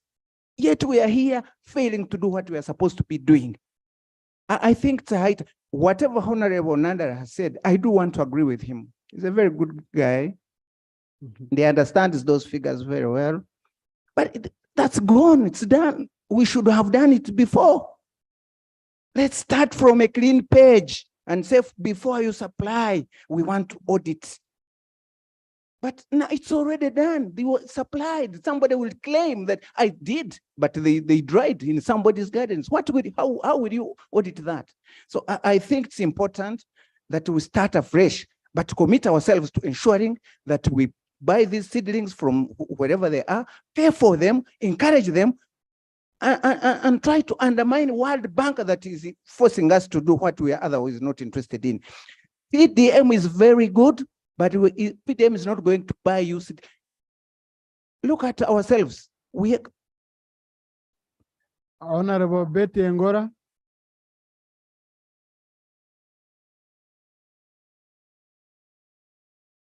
Thank you very much, Honorable Speaker. Right Honorable Speaker, I'll talk for Apache. Now, Apache district knows about cassava, beans, but not coffee. I am therefore appealing to Ministry of Agriculture, UCDA, to seriously talk about coffee growing, promoting it, so that Apache district can also join the other districts, so that we can achieve the so many millions of bags of coffee in the future. Our soils are very fertile. Now, Honorable Speaker, I don't see how Uganda is committed to the coffee roadmap. Why? Because of the issues that the Committee of Agriculture has brought out. I fully support the committee's recommendation on what they have found out. I only pray that Ministry of Finance, which is the pillar, which is the key to all these issues, should take action so that the monies that are not paid to the coffee nursery operators be paid to them, so that things run normally. I thank you, Right Honorable Speaker. Thank you. Ezama Sraji, Geoffrey Onzima. Thank you very much, Right Honorable Speaker. I'm still mentioning the people to speak. Leku. No, these ones have already spoken. The two of you today, you spoke. So I want crossover to 1, 2, 3, 4, 5, 6, 7, 8, 9, 10, 11. Santa, today you spoke. You spoke earlier on. No, first 10. Yeah. I want first to give a chance to those who haven't spoken. Yeah, please. Each one of us, quick. Thank you very much, Right Honorable Speaker, for giving this opportunity. Right Honorable Speaker, on this issue of coffee, I really concur with the Honorable Nandala Mafabi on what he was saying. Coffee seedlings have been supplied even to farmers who have not prepared their gardens. So in this respect, we are trying to waste the government money and adapting seedlings for the purpose for which the people do not intend to do. In my consistency, I have a farmer who prepared coffee seedlings because the farmers were not in a position to ask for the seedlings. He was moving around in homes, vending, asking people whether I can be in a position to supply for coffee seedlings. Without knowing the knowledge of how those seedlings are planted, how they are prepared, farmers were taking those seeds. What could be the end result? Automatically, they could not know how to maintain them. And our government money has already been spent on what cannot yield anything. So in this respect, those are now gone cases. We now need to strategize in order to see that when we are going into this venture, and it is a venture that the president is now trying to advocate all over the world, to see that we go into where we can add value, where the government can get money. So we also need to strategize where we could see that what is being supplied can earn for us money, not just spending it anyhow. Thank you very much. Thank you. I already picked you in your order. Thank you, Mr. Speaker. Mr. Speaker, I just want to make 2 comments. One is that my thinking is when government engages into an activity, that activity must have been budgeted and the money must have been provided for that activity. Many times when we're in the budgeting period, we see a lot of money is going for domestic areas. And these domestic areas, monies are not paid. These monies are not paid to the people. In one way, we are weakening local capacity. We have been talking about local content, but we can only achieve local content when we will build the capacity of our local entrepreneurs. So I think we should not really continue with this. Some of these people borrow money from banks, and this cause a lot of problems to them. Others lose their property in terms of money, in terms of building and arrest, yet government does not pay them. When you compare the local people who have engaged in business with foreigners, some of these foreigners access soft loans from their countries as opposed to our businessmen. So I think we need to build the capacity of our people. That's one. 2, when we engage in activities, we should really aim at achieving much for this kind of activity. We had the field visits to Luengo, Chitagwenda, including Kabale. We got very many coffee seedlings which were abandoned and they were drying there. During Operation Wealth Creation, the emphasis were about supplies. But ideally, there should have been connectivity between the person who is supplying and the end user. The best should have been that who are those who are supposed to plant these seedlings? What? Thank you. Thank you, Right Honorable Speaker. Right Honorable Speaker, I join colleagues and the nightmare of our coffee seedlings growing into trees. This is not the only issue. Right, Madam Speaker, we have seedling farmers for mangoes, which have grown into forests in West Nile. They are struggling how to get to government and also negotiate for their money. This is a continuous case. The issue of coffee seedlings into Paris level, which the chair mentioned, there are coffee seedlings which came into my constituency, but was airdropped into an ocean. You cannot field them anywhere. I will take the members here for what we do for tobacco. The tobacco seedlings are not given free. They are taken as a loan. The fertilizers are taken as a loan. But here we are busy distributing coffee seedlings where they dry up before they reach. And this is the mess we are having as a country. For example, now, why don't we remove the bottlenecks that hamper tobacco growing, especially for West Nile? So that farmers get to grow their tobacco because it has no financial implication on the government. Everything is done by the farmer. It's the farmer that buys the seedlings, the farmer that buys the fertilizer, everything. I'll submit that the coffee seedlings, we should avoid, give it freely, no subscriptions will come on it. Farmers will demand and pay for it. Thank you. Thank you. Colleagues, I had picked in your own order. Yeah. So now I'm this side.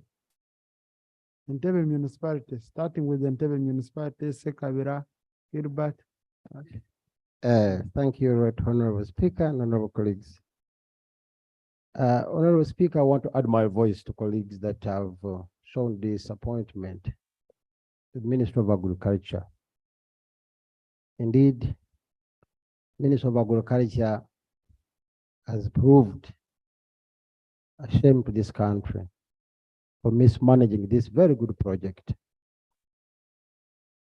Honorable Speaker, you guided that it has to be at least a demand-driven kind of, but the Ministry of Agriculture went ahead to sign a contract, and they delivered quite a number of seedlings that the minister could not absorb.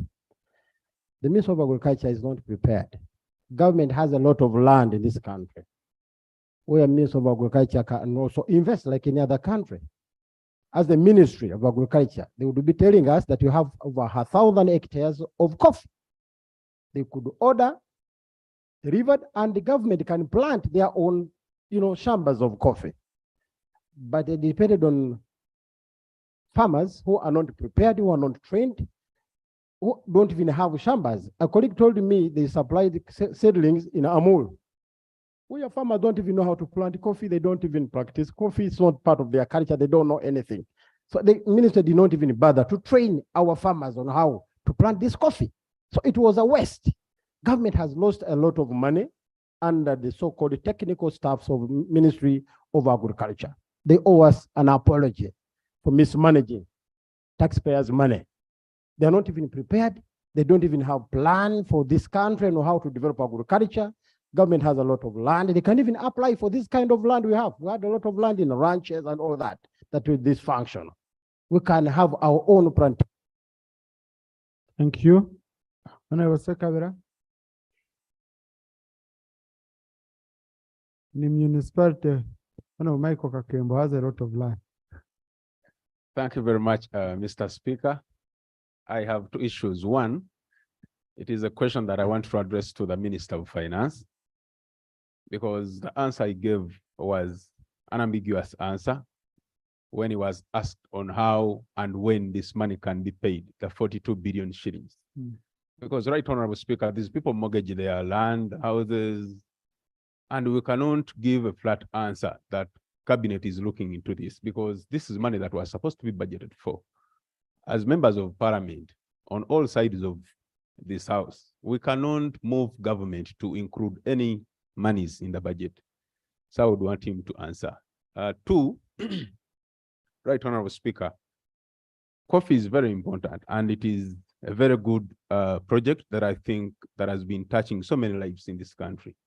However, Right Honorable Speaker, for example, in Katikamu North, out of the 100 million shillings that were supposed to come through parish development model, government has only released 25, 27 in some parishes.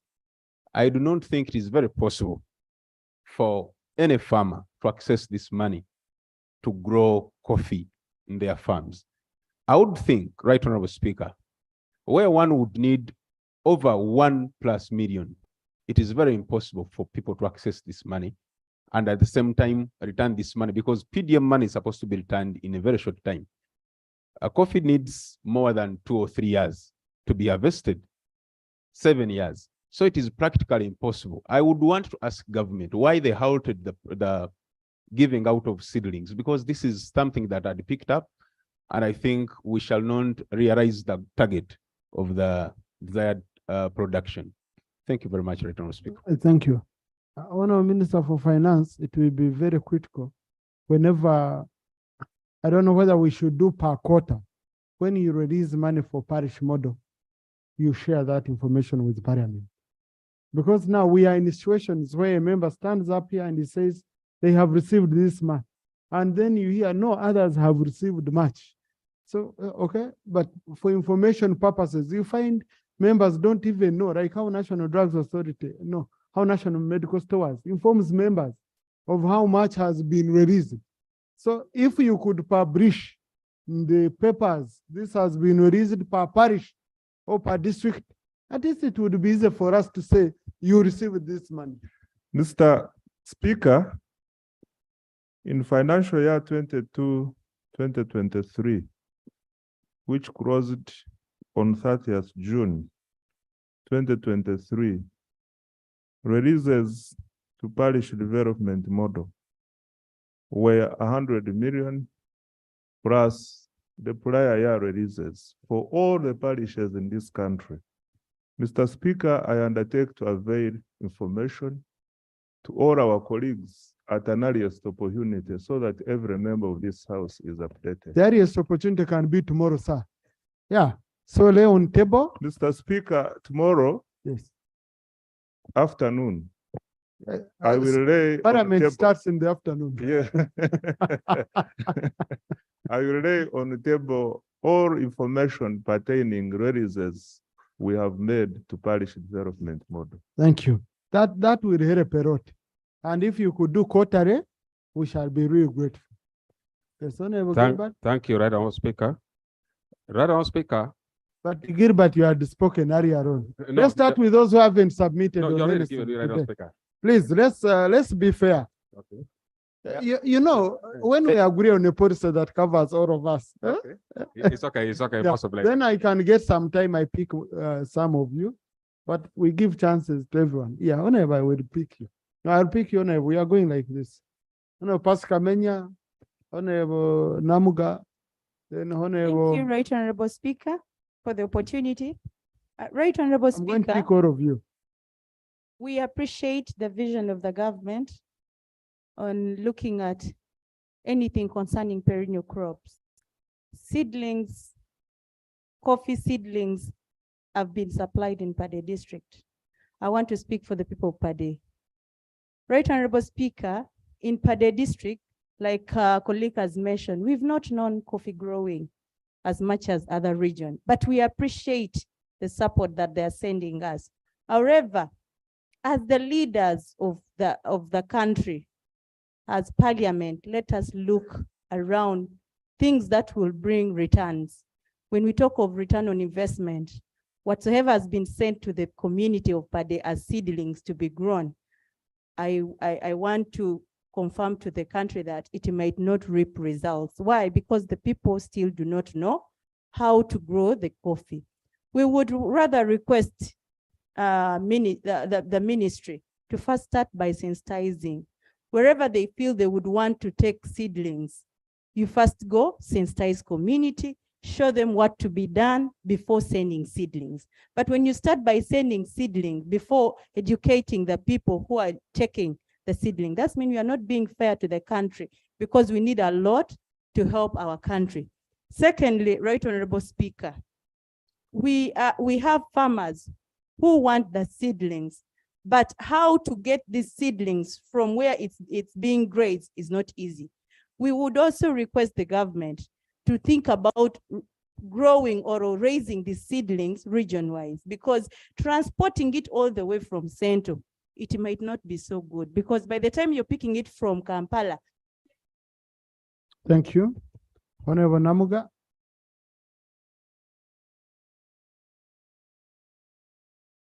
Then Honorable Nyangwe. Thank you, Right Honorable Speaker. Right Honorable Speaker, I think it's an opportune time for departments and agencies of government to wake up and start strategically thinking about what they do in these agencies.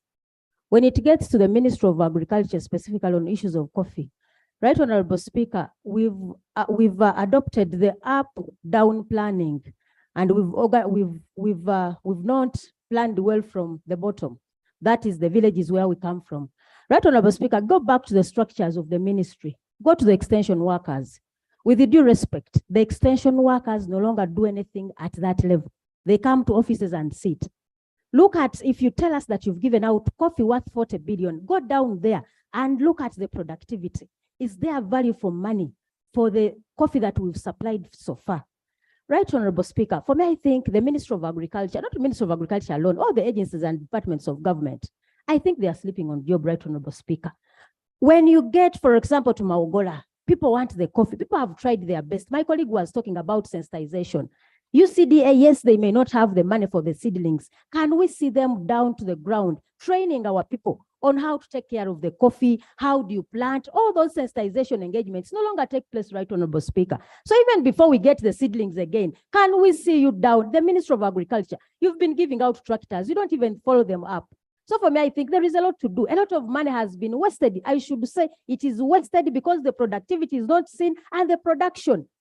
We've just hosted the G25 Africa Coffee Summit. Everyone is committed to coffee as a strategic crop. But what are you doing as the ministry? For me, I wasn't agreeing to the fact that our money in agriculture for coffee was put in the PDM. Right Honorable Speaker, I should say we need to revisit the PDM. We need to revisit it to ensure. Thank you. Thank you, Mr. Speaker, for the opportunity. I want to thank the committee for the report. I have two issues, Mr. Speaker and colleagues. The first issue is about government expenditure.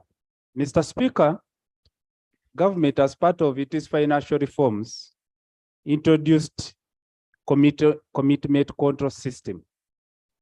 And in a commitment control systems, the accounting officer must ascertain availability of funds before procurement proceeds to the last stages. Mr. Speaker and colleagues, I'm wondering, how did we reach this level? 40 billion in areas passed through and approved by the accounting officers. Possibly there is something the Minister of Finance need to inform the House. Secondly, the budget emanates from Cabinet.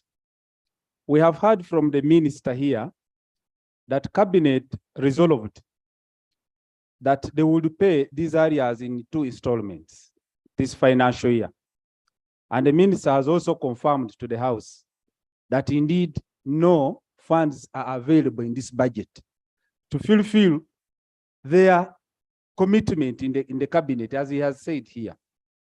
Now, how do we help the executive? Because they are looking very shabby, Mr. Speaker, that they sit, resolve, and then come here to lament that even the finances are not available in the budget. Now, who helps them at this angle? Thank you very much, Mr. Speaker. Thank you. Cabinet, why didn't you provide that money in the budget and you agreed the supply and you're going to pay them into financial year? Thank you so much, Honorable Speaker, for the opportunity.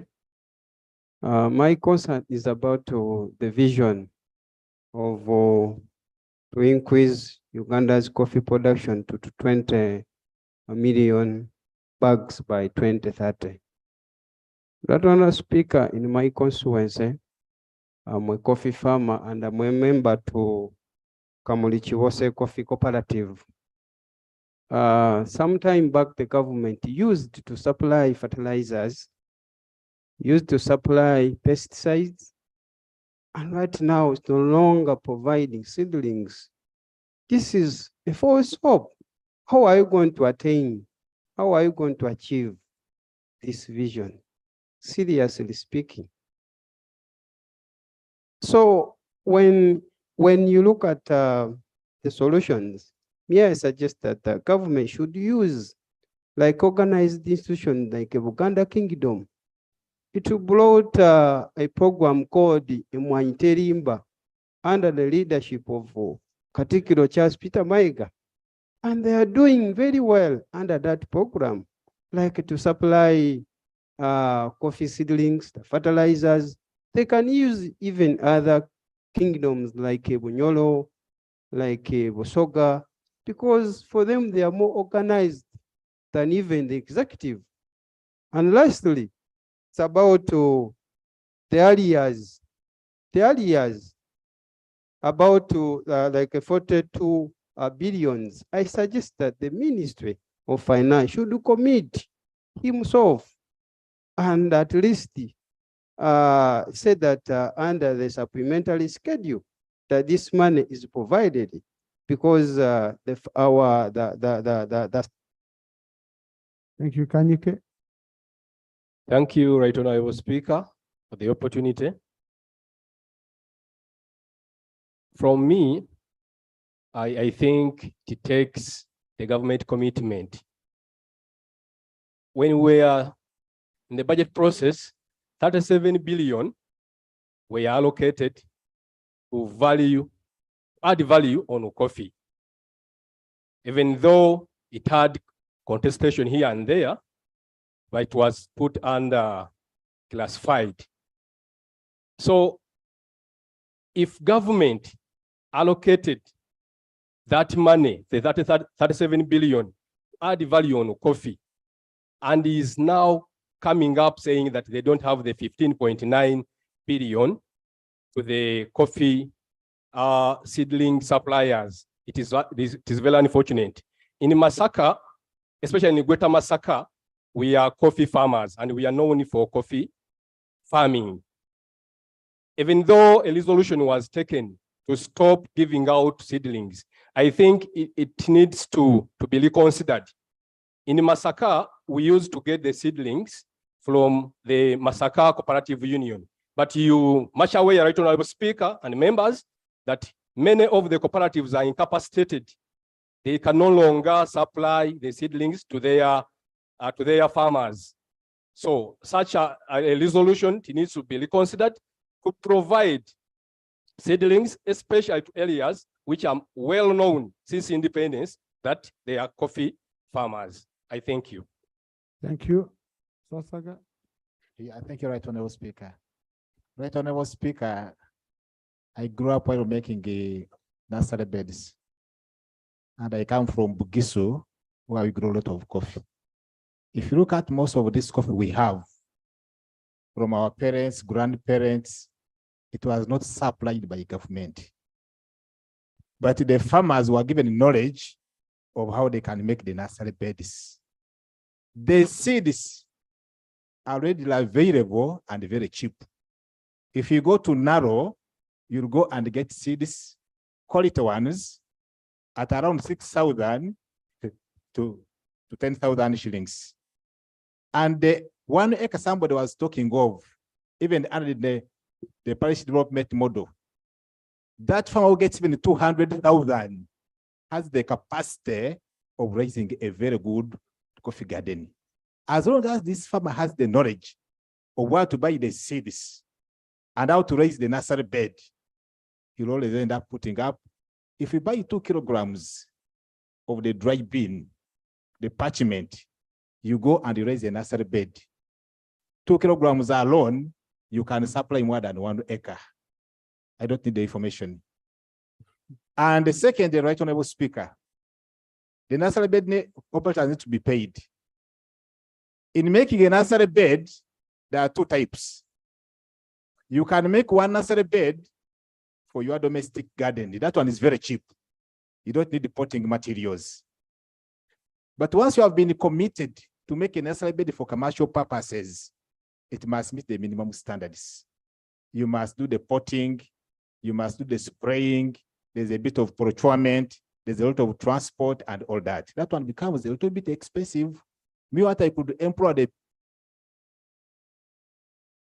You're the only one I'm going to allow to conclude. Yeah, thank you, Honorable Speaker.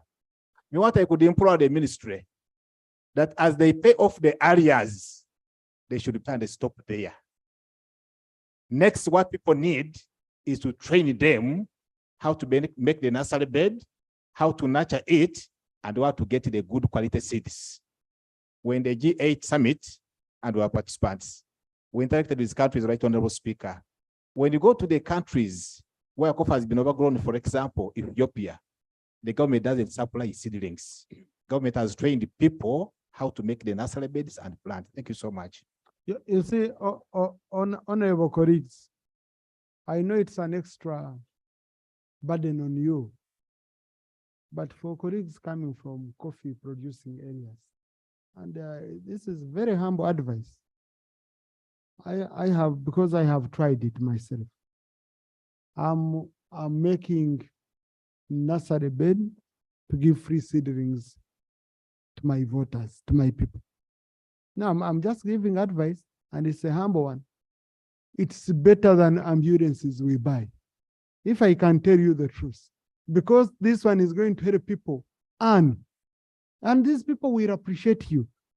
These people will appreciate you, because the biggest problem, and I had raised it much earlier when I said, the people, we are going to stop distribution of seedlings. But have we prepared a few nursery bed operators in the communities to prepare quality nursery beds to produce quality seedlings for people to even buy? Because now, if a honorable colleague has told you, coffee which has been distributed in the area has been coming from another region, it means you have not given incentives, you have not attracted the local people to produce seedlings. Now, in my area, you would find seedlings are coming from, for example, Ishaka. So if I'm to transport seedlings from Ishaka to my village area of Ruhinda North, I'll find that transport alone will take away all the money. So how are we preparing? And Minister for Agriculture, you need to help us on this. When you stopped this and you said parish model, and for parish model, money was taken to the villages, how have you prepared the people in the villages to set up quality nursery bed for seedlings? They are not there. If they are not there, what are people going to do? Okay, yes, what are people going to do? They don't even have where to buy the seeds, despite you giving money.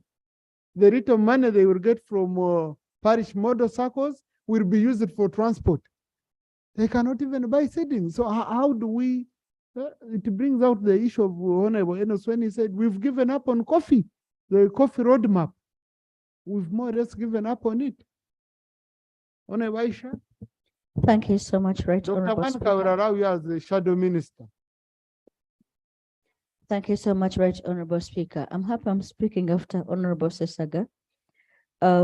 We should be knowledgeable at the back of our mind that many of our people follow government programs to make investments because government is the biggest consumer. Now, when government started procuring seedlings from people, you remember they have said the report that government identified, qualified, people knew now government was buying seedlings, so they invested in that area. Now, when we stop suddenly, we affect people that had gone into that area. And the Right Honorable Speaker, we should not blame these people for coming to us at that time when their seedlings were overgrowing.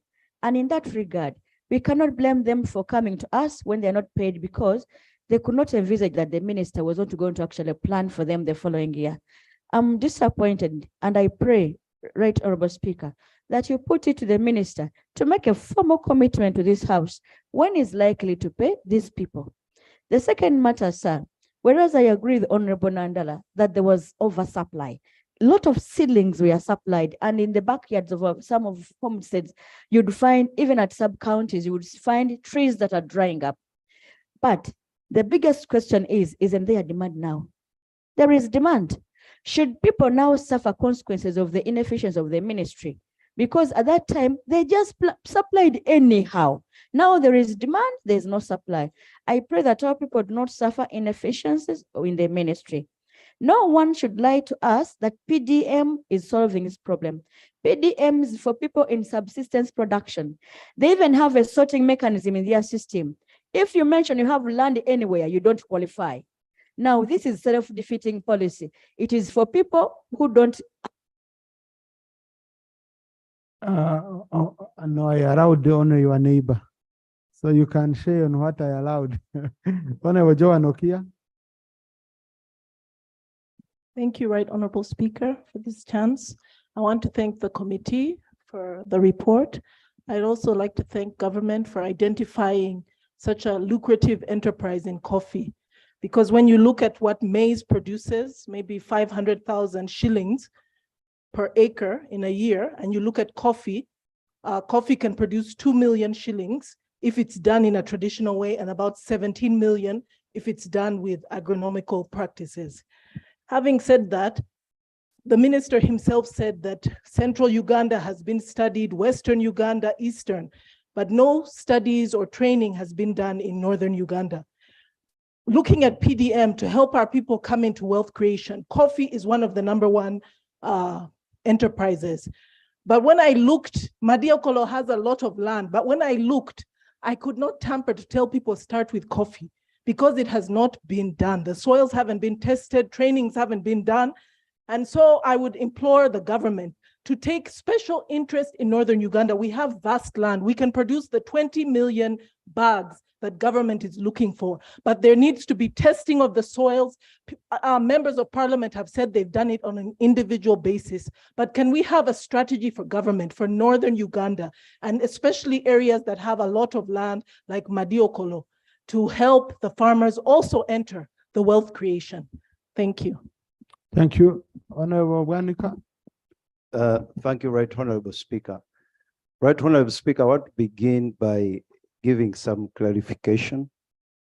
We have two areas of coffee production, those in Arabica and those in Robusta. The prices for Robusta, they are completely different from Arabica. And the seedlings for Robusta, they are not the same seedlings as Arabica, where you take a seed and put in a pot, and the next day you have coffee. For Robusta, we are using cuttings. Each cutting is 1,500. And I know that the speaker, you are in these nurseries and of Robusta and also in your area. I stopped. No, I mean your nursery. I'm not talking about the business. I'm not talking about the business. I'm talking about your own nursery, sir. I run a nursery. The amount of money that you invest in that nursery, an ordinary farmer cannot manage. It is a huge investment. I distribute almost 200,000 seedlings every season in my constituents. That's a lot of money. So for the government to simply abandon and say it is the PDM, the farmer is going to supply these seedlings, we have abandoned the roadmap for coffee. And the countries around us in that coffee conference, Tanzania is going to take over, and other countries. I heard what you were saying. For them, they are giving seedlings to their farmers. For us, we have abandoned. This was a very good program for government, first of all, for the economy, and also for the individual families at home. I want to implore government. Conclude, Doctor. Thank you, sir. I want to implore our government that before you abandon, let us put in place at least 1 or 2 years, ensure that we have the coffee nurseries in every locality where we target to produce coffee in this country so that people can produce and we can meet the target of 2020. I'm now here in 2030. It originally was 2025. I thank you, Right Honorable Thank Speaker. you, Honorable Minister for Agriculture.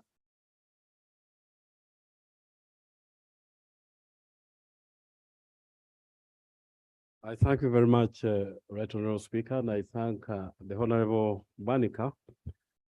This being a policy revision or reversal, I think I need to be given time so that I take it back to Cabinet to study, discuss, and come up with a decision.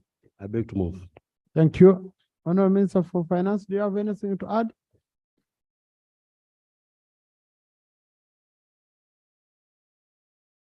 Mr. Speaker, just one point to add is that we shall not do any further payments. What we are struggling with is how to clear these arrears, and then we put it to rest. Because we are convinced that the monies we are sending to parish development model will take care of all these issues as long as clarity has been done on the issues which you have raised and also which have come from the debate. I thank you. Now, Honorable Minister for Agriculture, let's give you 2 weeks. You come to this house with a comprehensive statement on how agricultural inputs are covered under parish development model. So that you show us clearly, so that we debate it, okay? And we give our input. And we want to know the impact, the projections. How do you think it is going to impact on the development of critical sectors that we've been supporting? All of them, from cassava to tea, to maize, to coffee, to all sectors we have been supporting with inputs, okay? Then also the president had touched on the issue of subsidizing fertilizer. The cost of fertilizer here is still high. Other countries, neighboring countries are subsidizing. Neighboring countries are subsidizing. The ones who are near the border of Kenya are finding a way of buying a bag from Kenya to support, because agriculture, that's what we have. And we are saying our focus is on people who have been working only for the stomach, who are under subsistence farming, and we are saying we want to support them now to grow both for the stomach and also the pocket. So this is extremely critical. Honorable colleagues, with all those very many issues, I don't want to disturb my chair. Our team did a good job, and the questions were for the ministers who are around. I now put a question that a report for the Committee of Agriculture, Animal Industry and Fisheries on the petition by coffee nursery bed operators to government to pay Uganda shillings for the 2 billion areas for supplied coffee seedlings be adopted. Those in favor say aye, and to the contrary nay. The ayes have it. Honorable Minister, we give you 3 months to bring an action taken report on this matter. That will be from Minister for Agriculture. Honorable colleagues, tomorrow we are going to start with a very critical item. That is, I've received very many calls from very many people when we are handling this issue. The narcotic drugs bill. This is a very, very critical item for the country. The country is watching. Drugs are finishing our people. And as we talk, we don't have any law. The drug dealers, I think, are having a field day. And government quickly assembled the bill together. We have to handle it tomorrow and ensure that this gap, this lacuna we are having in society is settled. If you can remember, the law was struck out on a technicality for lack of quorum. So I appeal to the whips, government chief whip, opposition Chief Whip, together with your whips and the Dean for Independence to mobilize your colleagues tomorrow at 2 to be here so that we can focus on this extremely critical bill. And members of cabinet, kindly inform your colleagues so that we raise quorum tomorrow and we handle this critical bill tomorrow. House adjourned to tomorrow at 2 p.m.